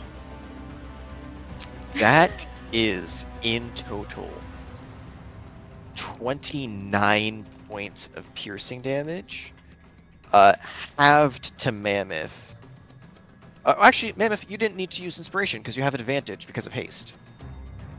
Oh, sweet. Okay. So that would have been a 21 anyways. So you can mark back that inspiration for you. That is 29 points of piercing damage to Duradon and to 2 of the survivors, and that is halved for Mammoth, Cyrus, and the drow lady at the bottom.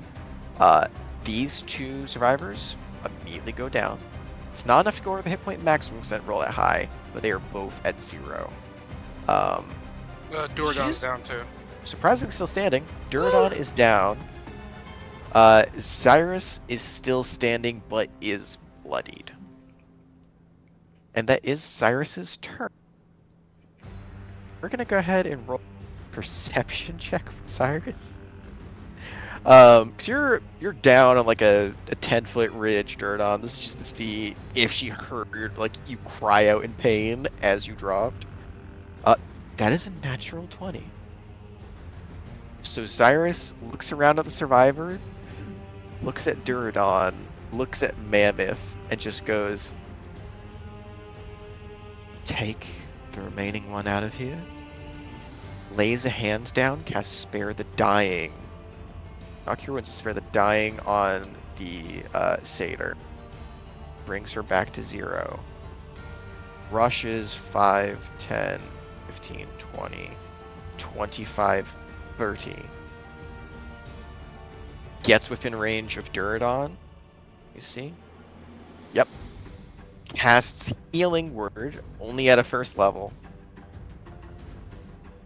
That is a 4, so you do get back 9 hit points. And you are no longer poisoned. Oh my god. As the poison leaves your body as you come back, you just see like Cyrus's face kind of peek over the ledge as just more rocks and debris just begin to crumble down. By the way, this looks like a porcupine exploded in this area. It is just spikes, needles, and all different silver, kind of mercurial liquid, just in spikes everywhere. Cool. That is action, bonus action from Cyrus, and her movement. She can't do anything else. She does need to roll a concentration check for Mammoth's haste, though. Oh, dear God, I need to check. In her feats, do you have Warcaster? You do not. Cool. Mammoth, you feel suddenly much less faster than before, and also a bit of lethargy beginning to bottle up as she loses concentration on haste. Whew. Oh dear Survivors. She's a 0. She can't move. She's gonna go ahead and walk up, heal her ally, her cure wounds, start dragging her up this cliff, getting her to safety. Shrimp leaves this one behind because she can't carry. The don't have any other legendary actions they can do on their turn. Mammoth, unfortunately, you are stunned for your turn. Cannot take action. That is the end of your turn. Duradon, you are up. You are conscious, prone, but you are not poisoned and alive. You have your full action, bonus action, and half your. What would you like to do? You said I am or I am not prone. You are prone. You did Dang. fall back into the rock pile next to, kind of next to Mustang, not underneath the same amount of rock, but next to his general area. Dang. I am going to stand up. Sure. Mustang is in this rubble, is he not? Yep, you see Mustang's making eye contact with you, and he just looks back and just looks at this thing, and he goes, "Bear down. I'm gonna shoot straight with you. Just leave me here. I think I'm good. There's only like a few 100 pounds of rocks on my chest. But I just saw you take a back shot from that thing and almost die, so maybe focus on yourself." It's I guess that's fair. Dude died. And he kind of winks at you and gives you a bardic inspiration. Oh, appreciate it. It's very much appreciated. I'll give him something instead of just skipping his turn the entire time. Get a D8. Yeah, nice. I'm going to bonus action.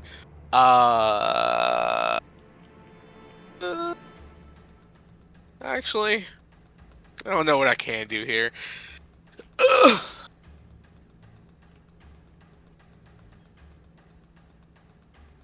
Yeah, brother is out of his depths at the moment. You know what? Is this lady still here? Down here? Yeah, she's still here. She's in the midst of running. Okay, Can good. you say something?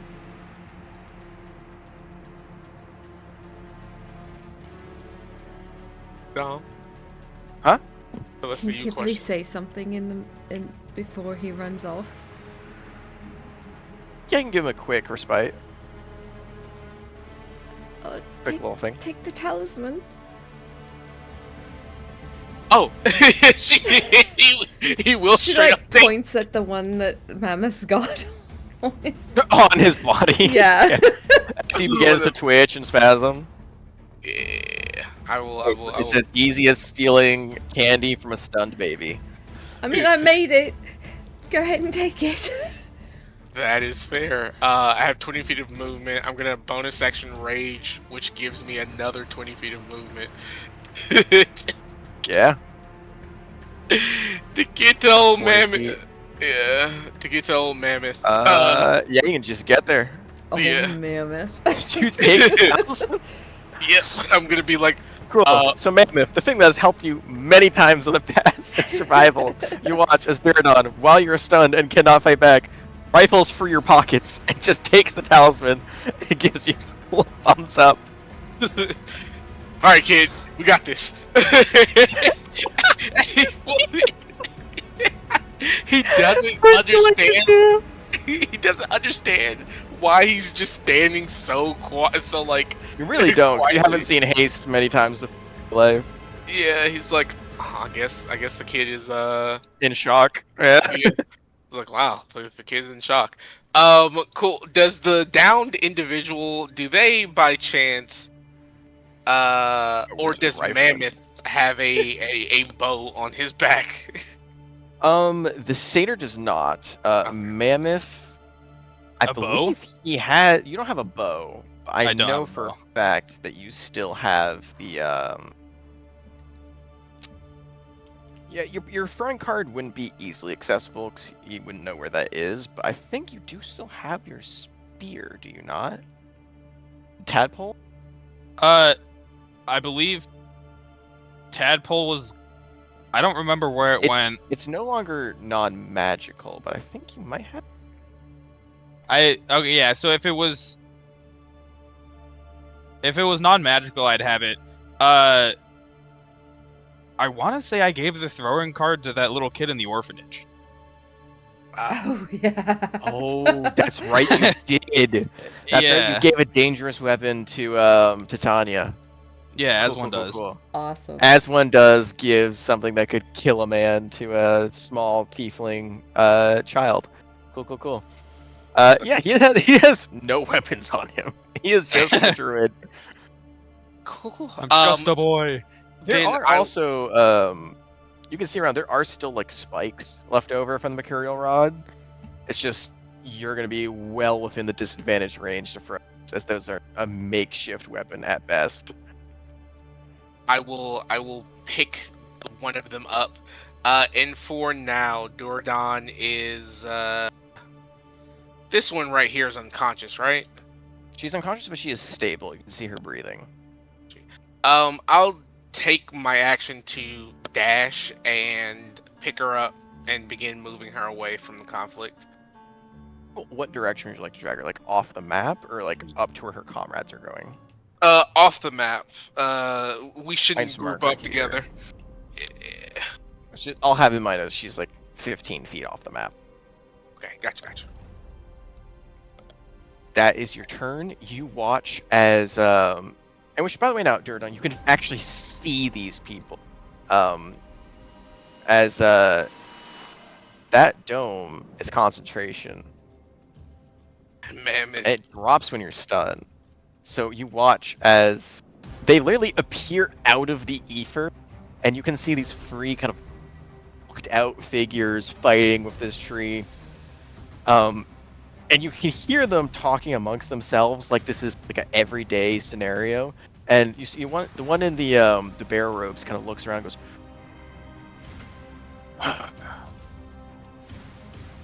I never really thought they would get to this, but boys, I really hate to say it. We cannot do this lethal. I would feel ashamed if we killed the guardian of the valley for no reason. I mean, he might have killed. He looks around and sees like 17 dead bodies of all the people there in the tent and goes, he might have killed 17 men. They were good men and they died in battle. And women. But man, he's just so beautiful while he does it. I can't bring myself. And you see one of the others goes, I damn well agree. We cannot bring ourselves to kill a beautiful beast, but we can certainly keep it as a mantle if we do. I'm just saying. And this is all like while swinging weapons and stabbing. It's like, I'm just saying maybe we can hold down. We got ropes, chains, or something. Does anyone have a rope or a chain? And they yell out to the rest of like all of you and the survivors. Survivors, keep walking. Do not answer. But the one on the far left just wildly keeps grunting and swinging. No talk is involved. For their turn, that's going to be a natural 20. That's a hit. That's a miss. That's a miss. As a miss, Jesus. Okay, they roll 20s or 1s. Hit. And hit. Cool, cool, cool. Natural 20. Oh, yeah. Good shit. Even though they hit way less than before, that is still 52 points of damage. God damn. Creature, the Flowing Father, actually starting to look hurt. Looks beyond the point of bloodied. He looks bloodied. I'll say it. That's starting to. Before he went very quickly from line to like limbs beginning to fall off and not regenerate. And yeah, a little bloodied, a little hurt. That's their turn. Flowing Father's turn. No longer blinded. The dome is no longer up. Let me roll to see if he gets Mercurial Rod back. He does not. Instead, he is going to take 2 swings. One will be on Ezrin, and one will be on unnamed Bearman. on Ezrin. That is a 28. Oh, yeah, that hits. Bearman, that is an 18. Also for Ezrin, he is going to take 5, 6, 11. 11 plus 6, 17. He takes 34 points of damage. 44 points of bludgeoning damage as a massive claw just comes down, smacks Ezrin right into the ground. Is he still standing? That was his exact hit point. Do you have exactly 34 hit points? Yep. Crazy. Ezrin disappears. No death saving throw. He is just destroyed. You watch as Ezrin just kind of gives you like a.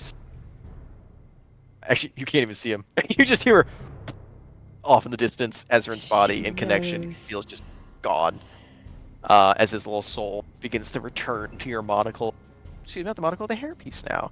Begins to return to the hairpiece, kind of being back in. Cool. That is his 2 attacks. Bear Dude takes a brutal hit as well. Takes 20 points of damage. And he's just straight up. Very much the way that smaller creatures can move. He's just going 5, 10, 15, 20, 25, 30, 45, 40. Just move past these guys, beginning to head down towards this like massive migration of people. They do get 3 attacks of opportunity. Oh my god. One is natural 19. One is a natural 20. They could only One is a move like 6. 10 feet because they only No, moved that he is from very before. fast. He has a 5-foot speed. So, that is insane. I have ridiculous amount of natural 20s tonight. That is an 8. That is, damn. That is a Duradon level attack. It is 26 points of damage from an attack. You can see one other managed to snag him. 7 points of damage. Yeah, and he's starting to show like really deep signs of being hurt. That is his turn. That's all the reactions. Kipley, that's you. You watch as this massive lumbering behemoth of mercury, wood, and death just begins to make its way over to you. You can hear them shouting. You're still within the range of like you can kind of make out what these guys are saying. But you also see Mustang is right next to you. You just gotta see this large creature looming over the bridge, headed in. You don't know if it's your direction or if it's just the general direction of people, but yeah, she's coming. like scrambling to try and move rocks off of Mammoth, and she just like turns back, yells, "Run!" to Xyrus, and then goes back to scrambling rocks before she realizes this thing just moved very quickly towards them. Mm-hmm. I think she would probably.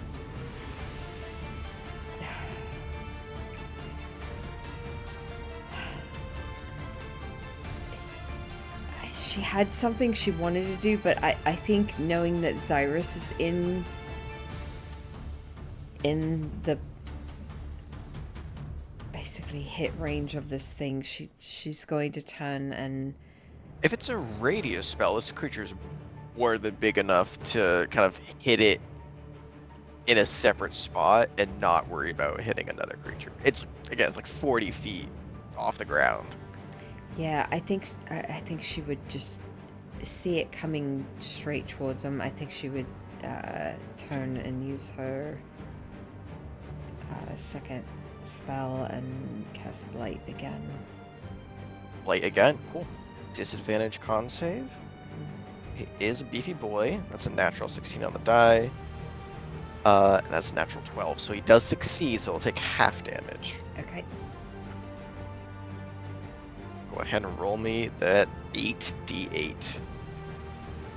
Gotcha. Still good. Still damn good. 36 damage, half down to 18. Okay. You can see again just the the black ichor just begins to leak out of its limbs as you're legitimately melting this tree. It's like a mixture of plant life and some sort of clearly like fey nature. And you're watching is like it's straight up like liquidating, not from its own accord, but part of its body is just melting and dying from this blight. She just turns back to Mustang, like continuing to try and move rocks off. She's just like, shit. Sure. Yeah. We take your okay. action to try and fully lift it off, so you're kind of like scattering a few pebbles. Yeah. But there's just like two large slates of stone that like, hey man, you can try, but you also have like an 8 strength, 10 strength. That's... Cool. Mustang's turn. Mustang. It's just gonna look at you. I can't believe if I die. Get a hat to put on my body. That's his Shut turn. the fuck up. That is. Listen, I'll keep true to Ash's character, even if Ash's character can't play. Gotta get the man a cowboy hat if he's gonna die. Cyrus is going to make a very challenging decision here. She is literally smack dab in the middle of the worst place for a cleric to be. She can choose to either go down and try and heal people, or potentially inflict wounds this thing on the cliff's edge. Either way, if she moves, she's getting an attack of opportunity. So I think we're just gonna go ahead and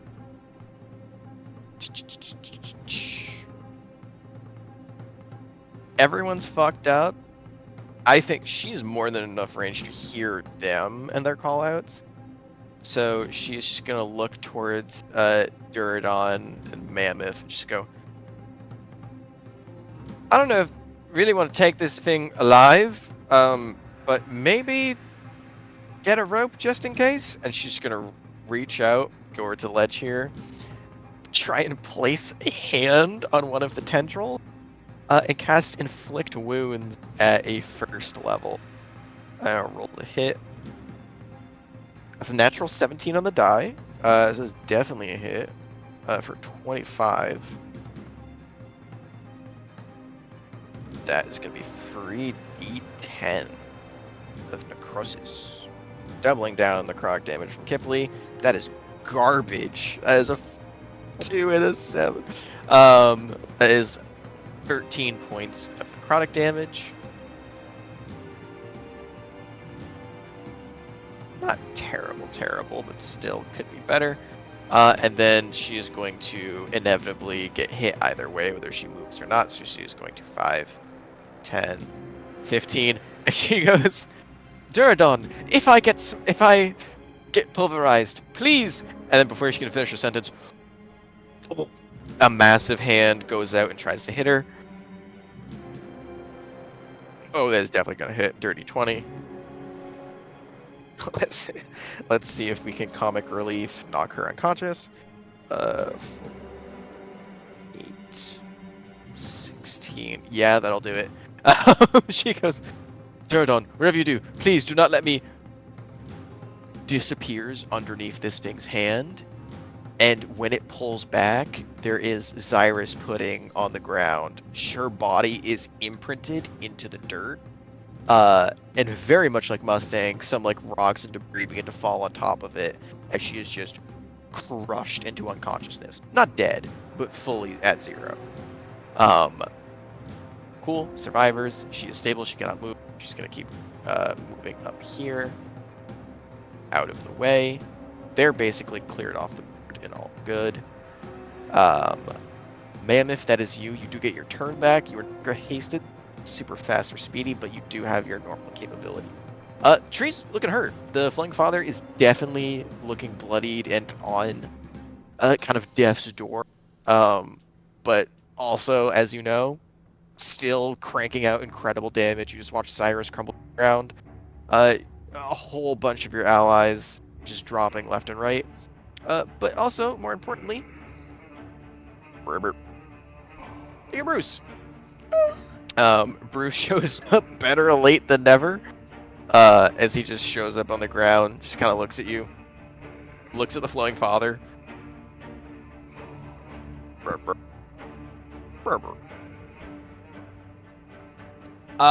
Yeah, this is we're kind of doing not so great. Can you?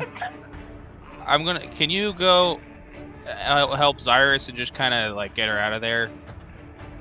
And he'll Pops in. fucking gobble her up and then take And her. you watch as he straight up just eats the corpse. And Zyrus's body is sucked into the frog. And then he'll just kind of take her as far away off the map as possible. He can go 2 squares. As 20 Cool. feet to get to her. Eating her is his action, and he can move 10 more feet. So her body I is think he has within 40 him. feet. Maybe I'm lying. Let me check. He might because of stuff and things. Let me check the. No, I lied. And things. Okay, you never know. A child can run 65 feet without even using his dash action. All right, stuff and things can occur. That is unfortunately all he can do for this turn. But her, in the case of another like mercurial rod going off, she won't die essentially if it goes off in that area. He'll take the damage. Okay, and then we're gonna cast Stellar Bodies and try to blast that fucker. Can you It's go ahead and post that spell into a chat to remind me what it is again. yeah, it's Small orb at you. If a creature hits you, creature within 5 feet hits you with a melee attack, make a wisdom saving. Take D8 once per round. You can use your action to cause a start streak towards an enemy for 48 radiant damage. Cool. I think Yeah, that's if you want to burn one of the stars right away, you can use one. Yeah, that's just an attack, right? I believe. Yep, it's a ranged spell attack, just like you're doing a guiding bolt for 48 radiant damage if you hit. That's not what I fucking meant. 3. Oh, you also Three. rolled a 3! It is the guidance of the stars. Definitely misses. Yeah. You can use inspiration if you want, but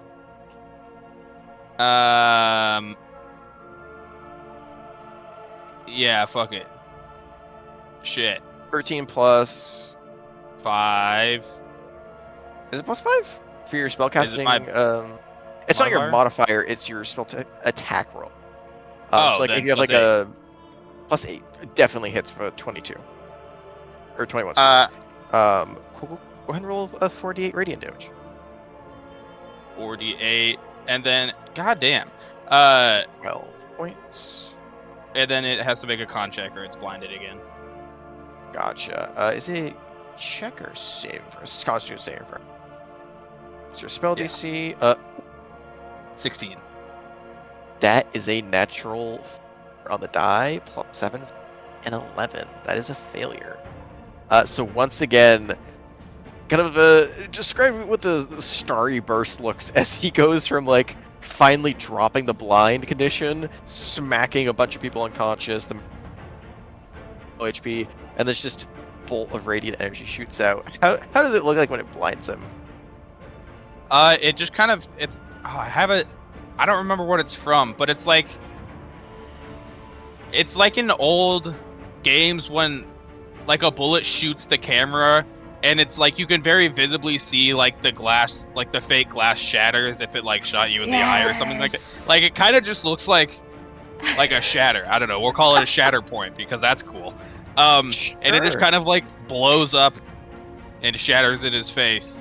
So you watch as this It goes tiny bing. little radiant dart just goes weaving its way through the air, goes up to his creature's face. It looks at it confused, and then it just detonates, and you see a little like shattering effect where reality breaks open for a second, and just this starry bullet straight up shoots out. I guess it's a starry arrow in this case. Starry arrow just shoots out at incredible speed and just sticks it right in the eye and just starts looking around dazed. As it sees literal stars. Cool. Awesome. That is your action. You still have a bonus action. Oh. Do you want to archer or anything like that? Yeah. That is a 2. It just misses. Watch. Brutal. It just misses, just barely. It is actually it's advantage because it's blind. So you can make another deck roll. Max 18. 18 hits. Is a 17 AC. That is a D8 plus 5 for 6. Brutal. 6 points of damage. He is looking hurt. He's still standing. Is that the end of your turn? You staying there? Or you want to move anywhere? I'm gonna follow Duradon's instructions and kind of just Peace the fuck out. scatter. Cool. You got 65 Yeah. feet. Move yourself where you will. Duradon. I want to get up there, I think. You can do that even with the half speed from climbing up. You have enough movement with the 65. Cool. That's my turn. Duradon. Before your turn goes, it has only a singular legendary action because it already used Mercurial Rod. There's only there's only 3 people within range. All of them are survivors. So you want to just wildly begins to swing around. It's gonna go ahead and roll to see if it can hit one.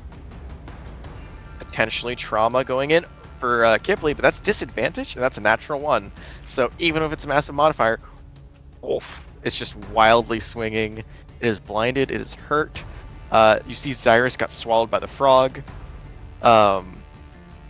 And you can see the other 3 men look like they're preparing to either finish this thing off or begin to try and hold it down. Your choice of whether you'd like to join them or not, or if you want to finish this thing for good. Can Duradon attempt to non-lethally attack this creature with his impromptu baseball bat? You would need to get if you go into melee and you try and bludgeon it. Sure. Okay. I will say the damage from dexterity saving throws will not be non-lethal because you cannot control that damage. So you Gotcha. would need That to was do only all or for nothing. that was only for the round, the first Gotcha, round. gotcha. Or that round of attacks. Cool. Duradon's gonna move up and proceed to. He wants to kill this thing, but he's also like, "Fuck! I'm a protector of nature now, and I can't. Yeah. I can't." That's actually a good point. Go ahead and give me a wisdom saving with advantage. Nice. Because let's go. Come on. That's a 20. Yeah. You hear in your head as that thought kind of comes. Duradon. I feel the hesitation within you, and I fully approve. Although you are far away, I can still sense, through your own eyes, as if mine, a lost and confused brother. Not directly rated, of course, I am simply stating he is one of my fellow Earth kin, born of the roots of this world. And he is supposed to be protecting nature, not destroying it. This confuses and vexes me. Please try not to kill him. As you do hear Esclados speaking to you. He'll be like, all right, this is all right. Yeah, he's gonna non-lethally proceed to try to bonk. Go for it. Also, it dawns on you that Esclados probably could have talked to you this entire time, but it didn't say anything until it was about to die. Like, oh, Esclados, you fuck, you're. I'm gonna reckless it, or he's blind, so I don't. He's blind. You already have advantage. Yeah, you can reckless if you want. No. Nothing is stopping you, Jared. You can really do it. I assure you, nothing could happen. I'm going to Great Weapon Master it because Go for fuck, it. why not? Cool. First attack. That's Definitely hits with a 23. gang. The second one. Go ahead. Yeah, roll both just in case. Oh god. Bonus Yeah, action. misses. Bonus action. Little boop. Okay, 21 hits. Okay, it's 2 attacks. Do you want to know what you have to be in order to knock this thing unconscious? Yes, go ahead and tell me. You have to hit, because you're using bludgeoning, you have a higher chance of getting this. You gotta do 28 points of damage. 28 points of damage. Alright, gang. Let's do this shit. That is 30? Mama! Here's the thing, sometimes you just set things ahead of time, you're like, I don't think they're gonna get there, it's probably gonna just be barely it, and then you literally knock it out of the park with a baseball bat. Yay! We Um, killed nature. How... How would Duradon like to knock this massive, oversized behemoth unconscious with a baseball bat?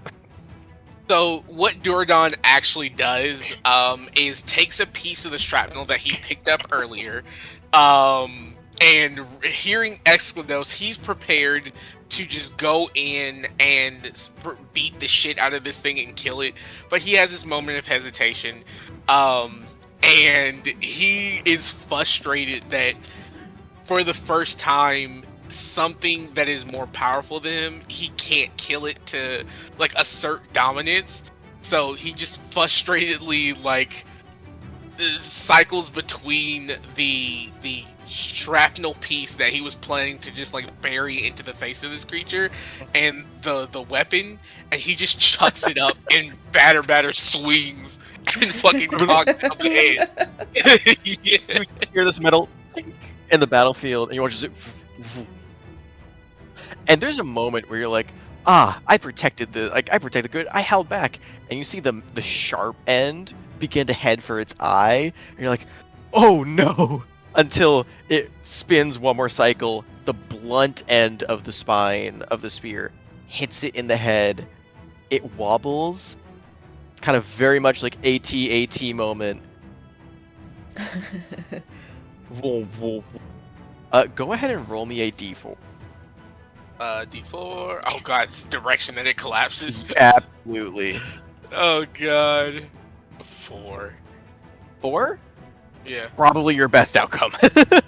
You watch as it begins to lean. There was a strong chance that it fell on you after you knocked it out, but instead, a massive spray of water goes up as it falls directly into the river and is not vanquished, but unconscious for the moment. As we drop out of initiative, see the prairie goes dead quiet as it until you can just hear the footsteps sloshing from the river as these three gentlemen up to join you. You see as they approach, still weapons drawn, and very much like don't look like they are stanced to attack you, but look like they are very ready to defend themselves. You watch as the orc walks straight up to you, Duradon. And as they're walking over, they're throwing... you see they pick up from some of the bodies ropes. They take it and attach it to grapple hooks and just begin to grapple this thing, wrapping it in a multitude of hemp ropes, just over and over again, looping it until it is just essentially hog-tied in this massive kind of bundle. You see the orc walks over to you and goes... Great, I greatly appreciate your help. My boy slaps you on the back. The rage is kind of coming down as he does, but it still fucking stings. He goes, wonderful instrument of a blunt tool, but you almost killed it, so I'm not going to give you too much credit, but well done. I'm going to give you, because of that, a solid 30 seconds to explain who you are and what you're doing in our valley before we disembowel you. Starting now.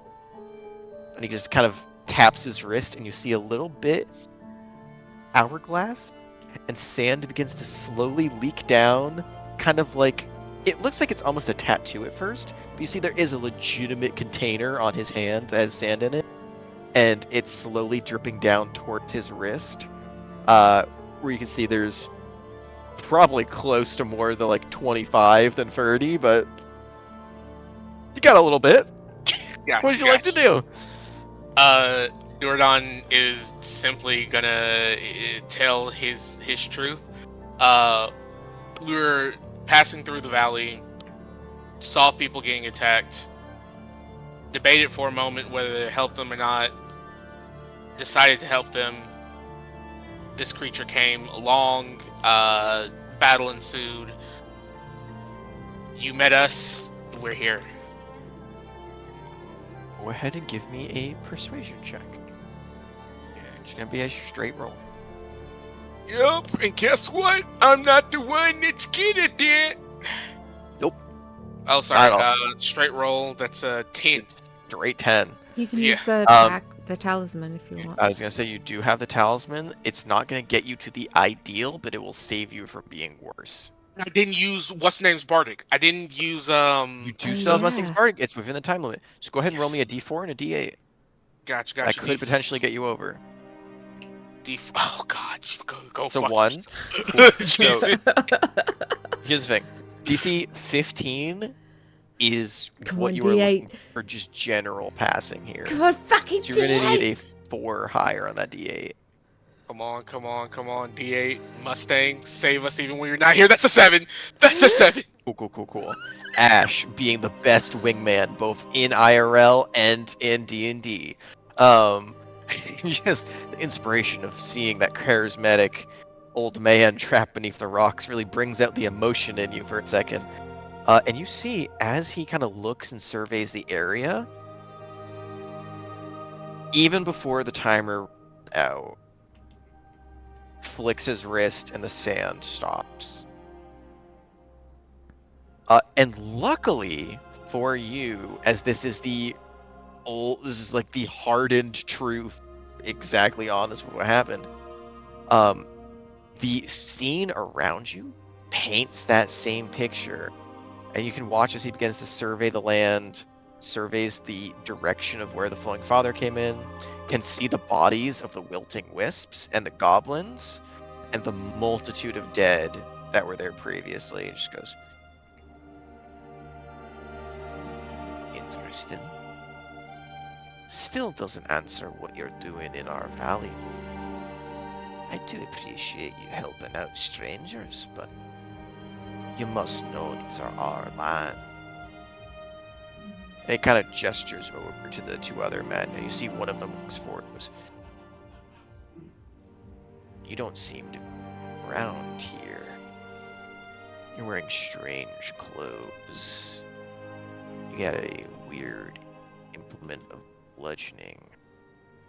I've never seen anyone do that before. And he gestures to Bruce, spitting out Zyrus. I think I know what's going on here.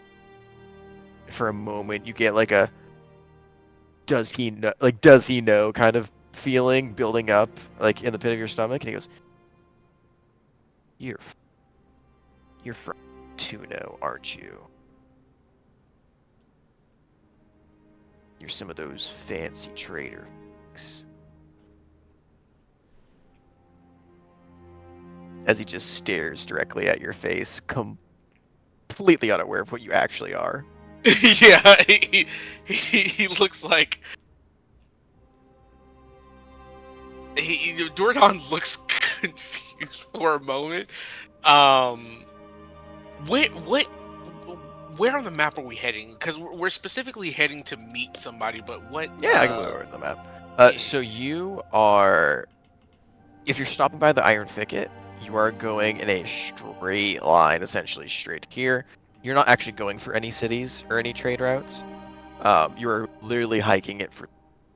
But the actual place of where you would be going is to Relen, which would actually bring you to Tuno, or at the very least through Akare, and then over ocean, body of land, another same part of the same ocean.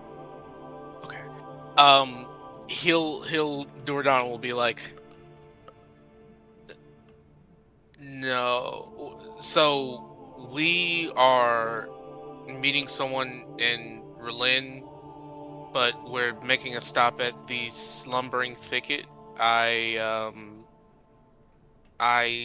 am the chosen guardian. The slumbering thicket. I'm sorry, I'm not aware of Oh, it's called what is something that? different here. The Iron Thicket. I do apologize. It's the Iron Thicket. Iron Thicket. You're a druid. I don't mean to be rude, but you just don't seem like the type. No I'm offense. no. Honestly, the laugh was warranted. I'm not. And you see That's the actually orc our kind of druid. punches him and goes, "You don't judge a man on his appearances, nor their weapons of how weirdly they could look, but still be weirdly effective. Trust me, I knew from the Love second y'all. I saw Bye. your group. Sorry. I love you too. Now, yes, I knew by the second I looked at your group, you are capable bunches. But you say you're going to the Iron Thicket. Have you been there before? I'm guessing. No. I was just kind of made the guardian, and so You I were was made a guardian of the Iron Thicket. Who made you guardian?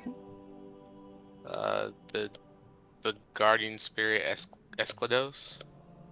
Guardian Spirit Esclados. That's such a cute little lie. You see, he is a good, like, 3 inches taller than you, and he just kind of pats your head. Goes, oh, look at the little guardian and his weird little makeshift bat. It's adorable. Oh, can we keep him? And you see, the man who's not spoken at all speaks up and goes, this seems to be a very interesting proposition. We cannot let you leave here alive. Well, it seems like Dror thinks that we can potentially let you leave alive. But you now know our faces. You've seen some of our talents. I have seen some of yours. We are at an Um, impasse. can I cut Yes, in here? small child. So I'm a druid, and I wanted to go talk to them. See, all their heads just kind of turn, swivel, immediately ignored. You're a druid. I am. Yeah. What grove do you bear from? I don't really have Answer one. very carefully. Um, yeah, I don't have one, and it's quite a long story, but if you, I can share if you'd like. Oh, I think we'll have time. You folks, do you know your way around the area? Not at Your all. first time in the...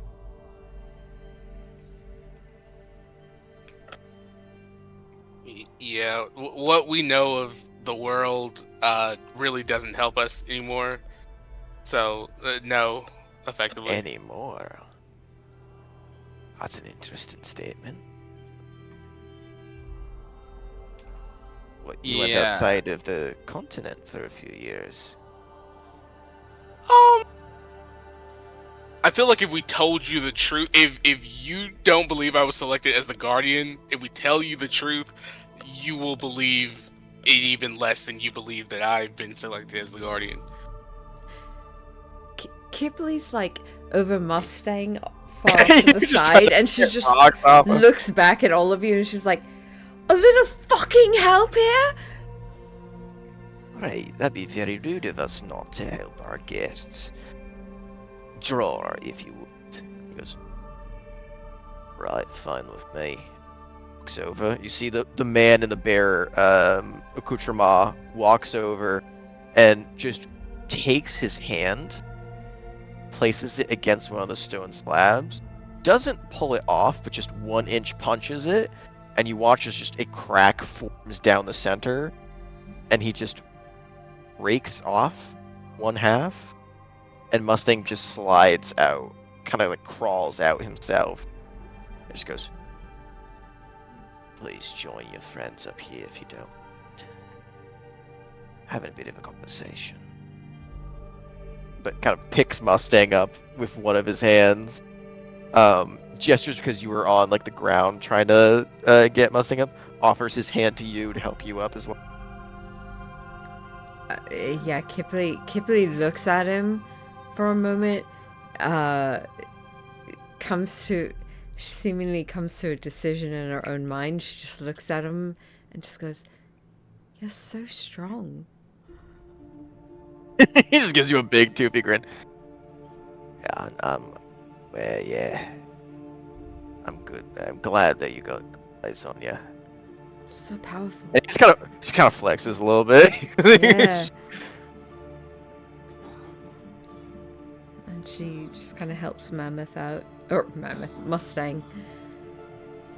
But kind of keeps her eyes on them. Almost that- like adoringly.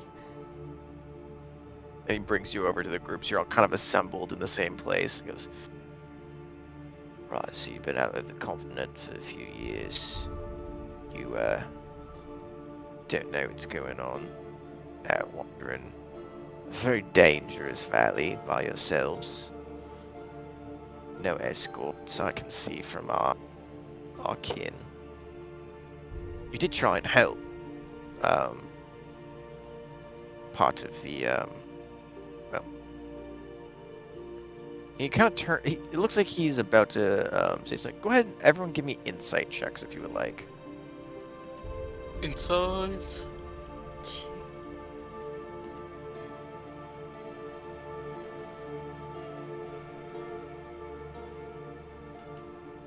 $18.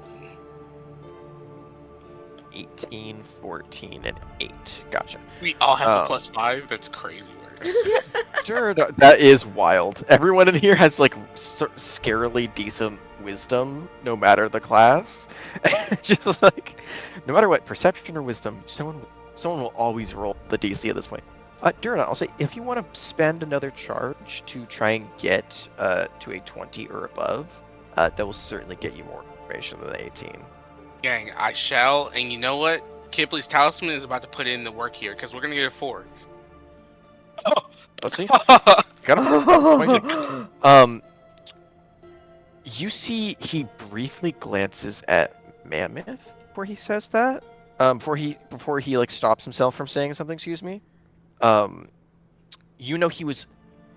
It's very clear to both Duradon and Mammoth that he was about to address, what group and/or circle, the druids that you just saved were from. But stops himself out of either caution or curiosity because you have not been hesitant to give information, but the information you have given is so vague. And, you know, the fact that you didn't know any of these people, what to look out for when you're traveling in the valley. It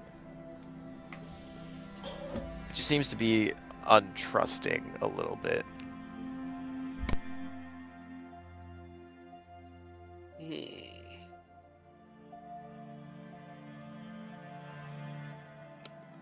But, is there anything you'd like to do with that information? Or you just gonna let him go?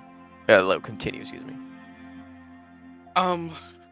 Dordon's gonna hold on to the fact that he was about to mention the circle, but or rather, no, he's not, because I'm about to do the exact opposite of that. He's gonna ask, so, are you all from a druidic circle yourselves? You must really know nothing. Yeah. Tell me. Humor us, if you will. Stranger.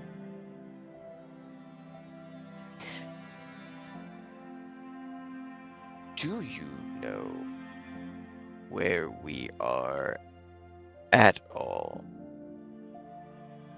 I'm not talking about the slumbering slopes or anything like that. Do you know what part of the world you're in right now?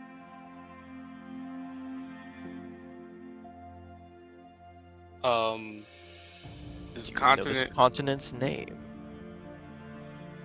is it Aeris, or is our map labeled like this? By the way, I should ask. It does not say "Welcome to Eris" on it. No. Oh, okay. That would be adorable and cute, and that is not Wave's motto at all. It only has the city's names, the remnants of ruined glowing wildlands, slumbering subs, all that, but it does not say welcome to Eris. Dang, gotcha. Although I'm you would go ahead, you can give me a DC, we'll call it a DC I'll call it DC 10 history check. Everyone can give me a DC 10 history check if they'd like. come on, no whammies. 20. 20, 10, 7. That makes so much sense that Mammoth is the one to fail this. I'm so happy you don't have the token. Both Duradon and Kipley, you know and remember. You haven't been told what continent this is currently, because you don't know if it's a different one. But you know, even from your current timeline, the continent that was previously where the Paradise Peak and all of the islands is still called Eris. Eris. It sounds more like ERIS, weirdly enough, but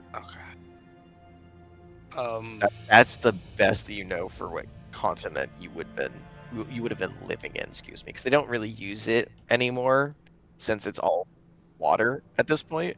But that's part of general public knowledge that it once was called Eris. Okay, gotcha. I hope that we're in Eris. I was almost concerned. My apologies. I thought you might have been one of those plane hopping weirdos that go about traveling in a different method, but you at least know where you are and somewhat. We are certainly not from anywhere druidic related, adjacent, or anywhere close. In fact, our family's been trifling with them for quite some time.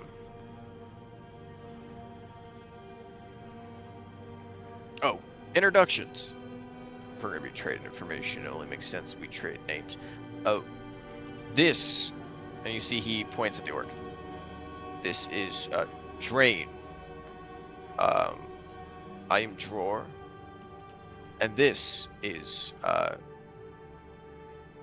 he points at the kind of completely silent, half-naked dude in the mask, and he goes, "We are well aware that it seems ironic as he rarely speaks and has a mask covering the majority of his face. Please try not to mention it. He has a bit of a temper."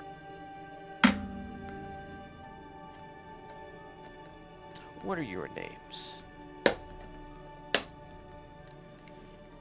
I'm Duradon Bashala. Doradon. Strong name. You, small child. I'm Mammoth. Mammoth! Mhm. You sure you're not... Are you from one of tribes? Wildlands? I'm not really sure. Maybe, but probably not. It's a strong name of a very strong beast. One that we have hunted before. Are they Only still around here?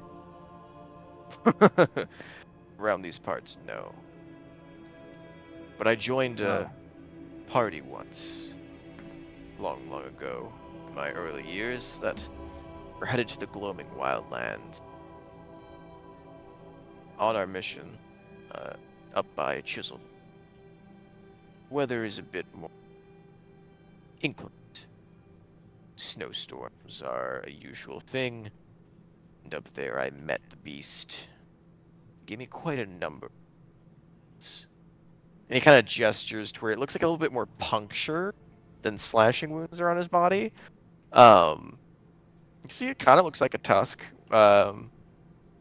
Kind of looks like the puncture of a few inch wide spearing weapon went in. Oh, wow. I can respect someone that would name their child after such a strong beast. How about you? young lady.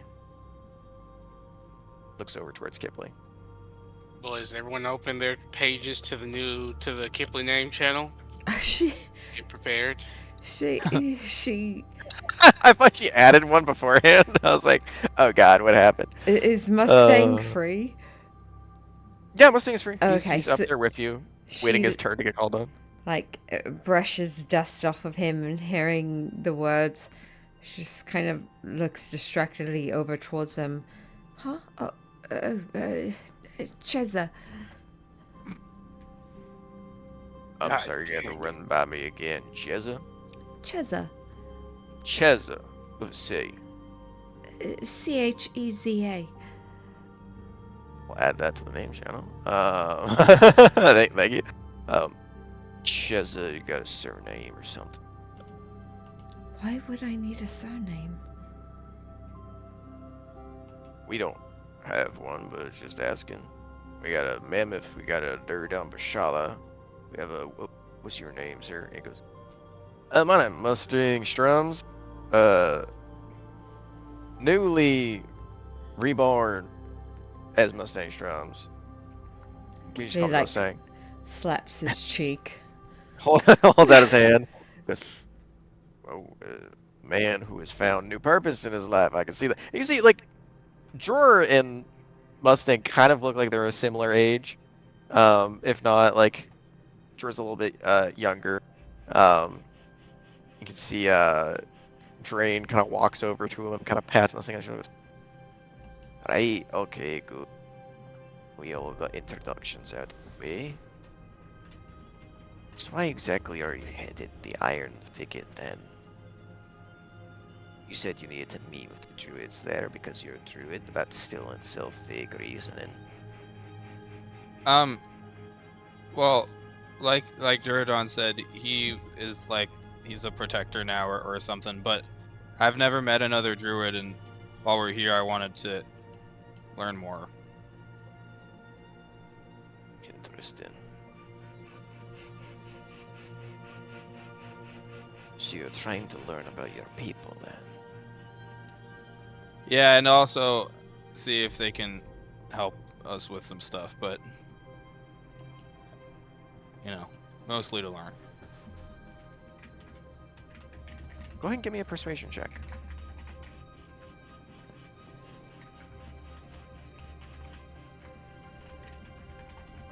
Seems like they're not trying, not looking to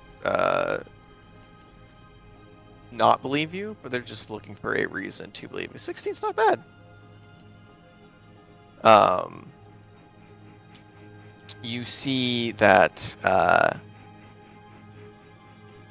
the just kind of looks at you as interesting.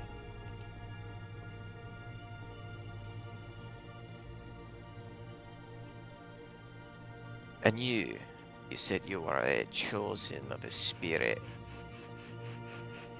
I'm not exactly familiar how spirits and their choosing works, but you don't look like a druid to me.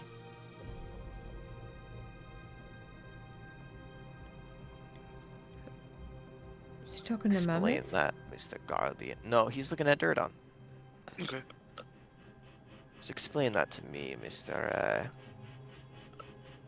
And kind of like he straight up like looks at you, takes a moment to process something that he can like call you by, and then after realizing that like you're in pretty basic commoner's clothes at this point, as your previous ones were shredded and destroyed, you're holding no weapon. You used a makeshift pike from the creature that attacked you. You're just the shallow. You couldn't think of anything else.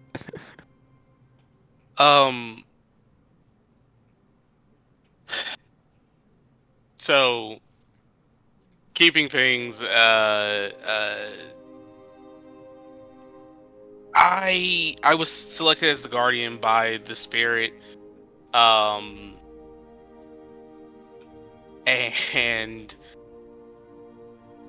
where I'm from, the Iron Thickets may be the last remaining kind of bit of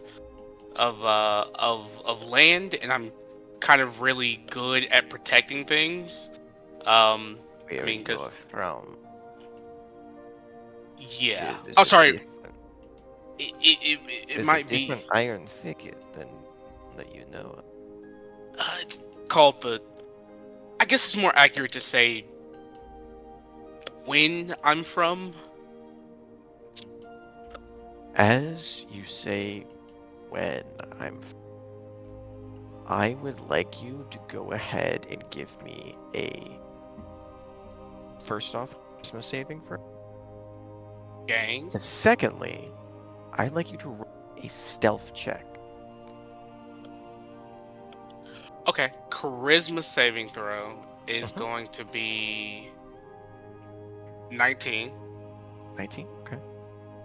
Stealth Stealth is check. going to be 23. 23. Okay.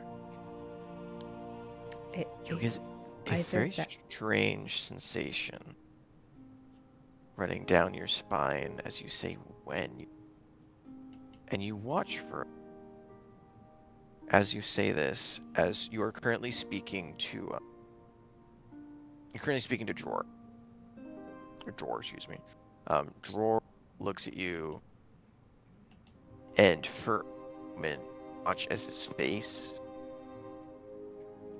is almost like there's a secondary face that moves off to the side for him. Snaps right back. No one else sees it except for Don. See, almost like his face like snaps off to the side for, but then is immediately back like nothing happened. I'm sorry. I must have lost my train of. Why did you say that you're a chosen of the iron, spirit for the iron thicket?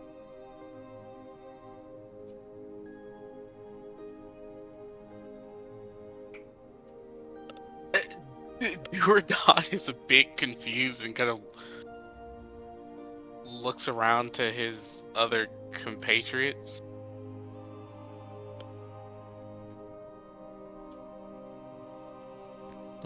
Oh, You guys just saw him ask the same question twice?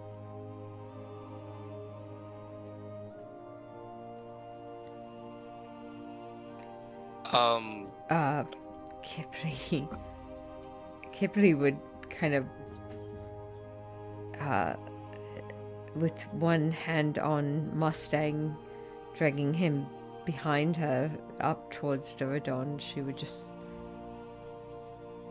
look at Duradon for a moment, making sure, kind of eyes trailing over him, making sure he's okay, and then taking in the question, she just kind of looks at them.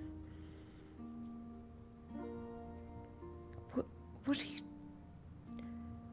What kind of question is that? Why? How did you become the guardian of the iron thickets? That is How a do very you simple think one question. becomes the card? Like, it's chosen. It's granted. From great deeds. Things that How would you you know don't that? really want. How? Because it's happened to us. Us. She gestures to the group. It's not like we People who are asked for chosen. it. Are you saying that multiple of you have been chosen? Well, no, mostly just this one. She gestures towards Zorodon. But we're his chosen guardians. We follow him. Let me be very clear when I ask this. I ask not out of doubt nor disbelief in a disrespectful manner. I ask because the Guardian has been long since dead, to the general knowledge of the tribe. So for someone to call themselves a self-appointed Guardian, if you come walking up to the Iron Thicket with that information, it'd be nothing less than blasphemy. Striding in, basically saying that the representative of your kind, someone else, the original creator of your circle, said that you were different than all the rest, and that you have some sort of claim. You can see my concern as you don't seem to land, and yet you head into their territory. We have no claim, nor are we self-appointed. That is what you just said. We're not self-appointed. That's not what I said at all. That is the words that exactly you just used. No. You just said He was claimed. saying he was appointed. He should have looks at her and goes, "Did you not just say you were claimed?" Yeah. My point yeah. exactly. He said he was claimed. But Yeah, but that's not self-appointed. That's appointed by but- a being. Right. Kind of hard to do when a creature is dead. Well, Oh, that's uh, your claim, not that. if I could provide a, so you said this creature's been gone for a long time, correct? Like there'd be no It's well possible. known it's been dead for, yes, hundreds Right. of years. And nobody has been able to even see or gather a piece of its body or anything like that. No, its body was lost many years ago. It was held by the Iron Thickets until... Actually, no, let me go ahead and give him a history check for that. Because they're not from the Iron Thicket. Oh, well. Because I'm not from the Iron Thickets, but because of my quarrels with them, we make sure to know our enemy and to know our people, which we be concerned with. So we kept tabs on this creature to potentially see if they were lying about its deceased nature, true or not. And the body was not yet seen, so we questioned it. But we had heard rumors from other circles that the body had been stolen, desecrated, potentially. Not by us, we were blamed for it initially, but by an unknown third party many years ago.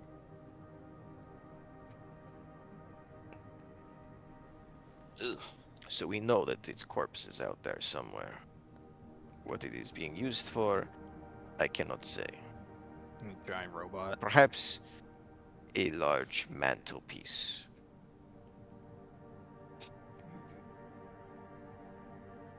I don't.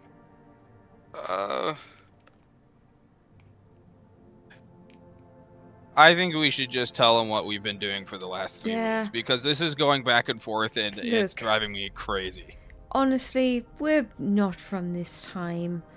We were sent back here by Go the ahead and give me a Guardian. charisma saving throw. And give me a stealth check. Which one of us?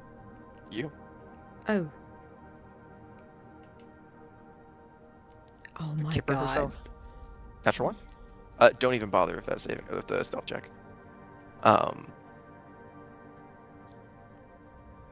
You are immediately suspended in time, and you all watch as almost as if in a very Friday the 13th, Freaky Friday moment, almost as seeing a tape rewind. Watch as the lips of drawer, but no actual words come out. You actually can see it folding, where like leaves are rustling. They're rolling in reverse. You see the wind kind of blowing trees back and forth, but now setting them right. And you hear a voice in your head as all of you are just kind of in this moment of stasis.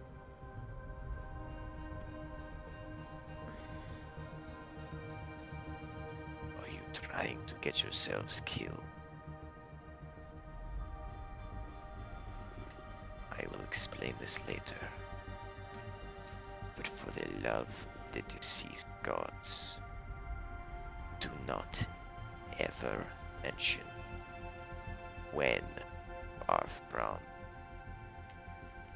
The consequences be both your life and mine. And as you hear the voice of Ultron reaching out in your head, watch as there is this break in time. You see as it briefly ends, or it looks at you, Duradon, and goes, "So tell me, you said that you are appointed by the spirit of the Iron Thicket. How can that be?" And that's where we're going to end tonight's session. Oh God. Pick up there next week.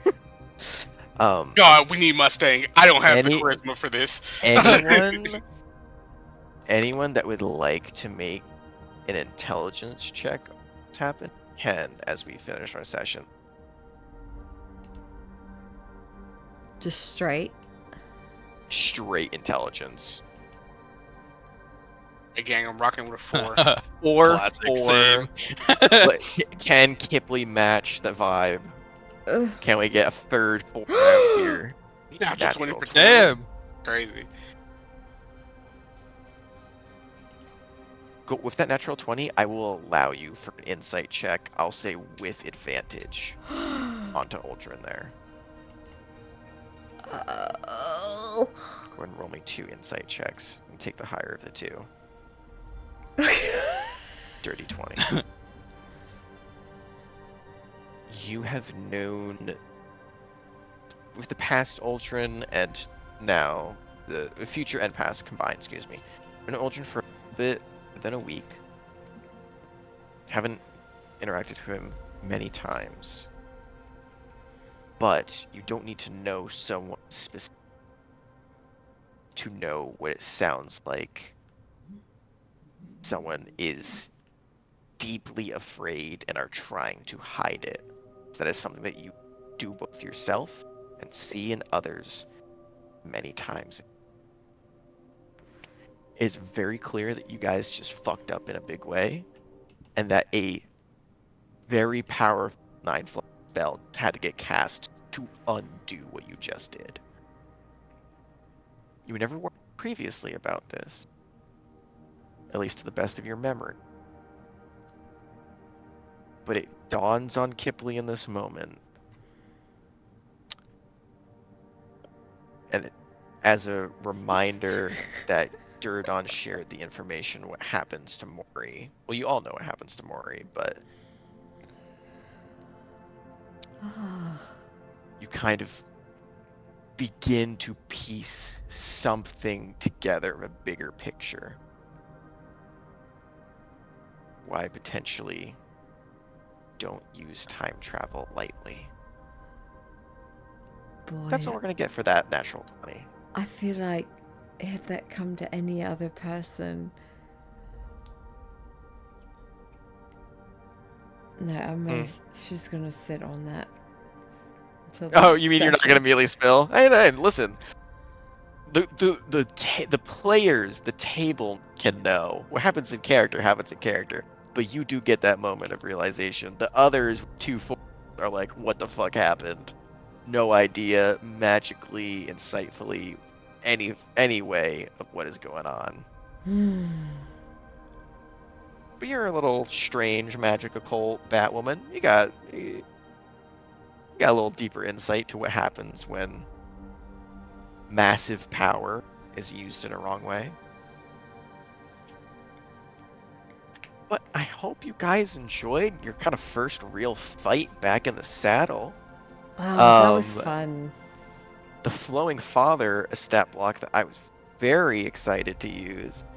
By the way, with the combined efforts of you and the trio, did over 500 damage in total as a gargantuan creature, because you are all either small and or medium creatures,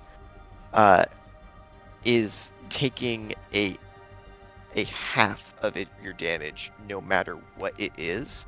This was the entire reason that you were given orders in the first place, because at some point a creature's size is just so big that no matter how big weapon is, unless you are physically big enough to swing it with force to match and or come up to a creature's minimum size that it takes to damage it normally.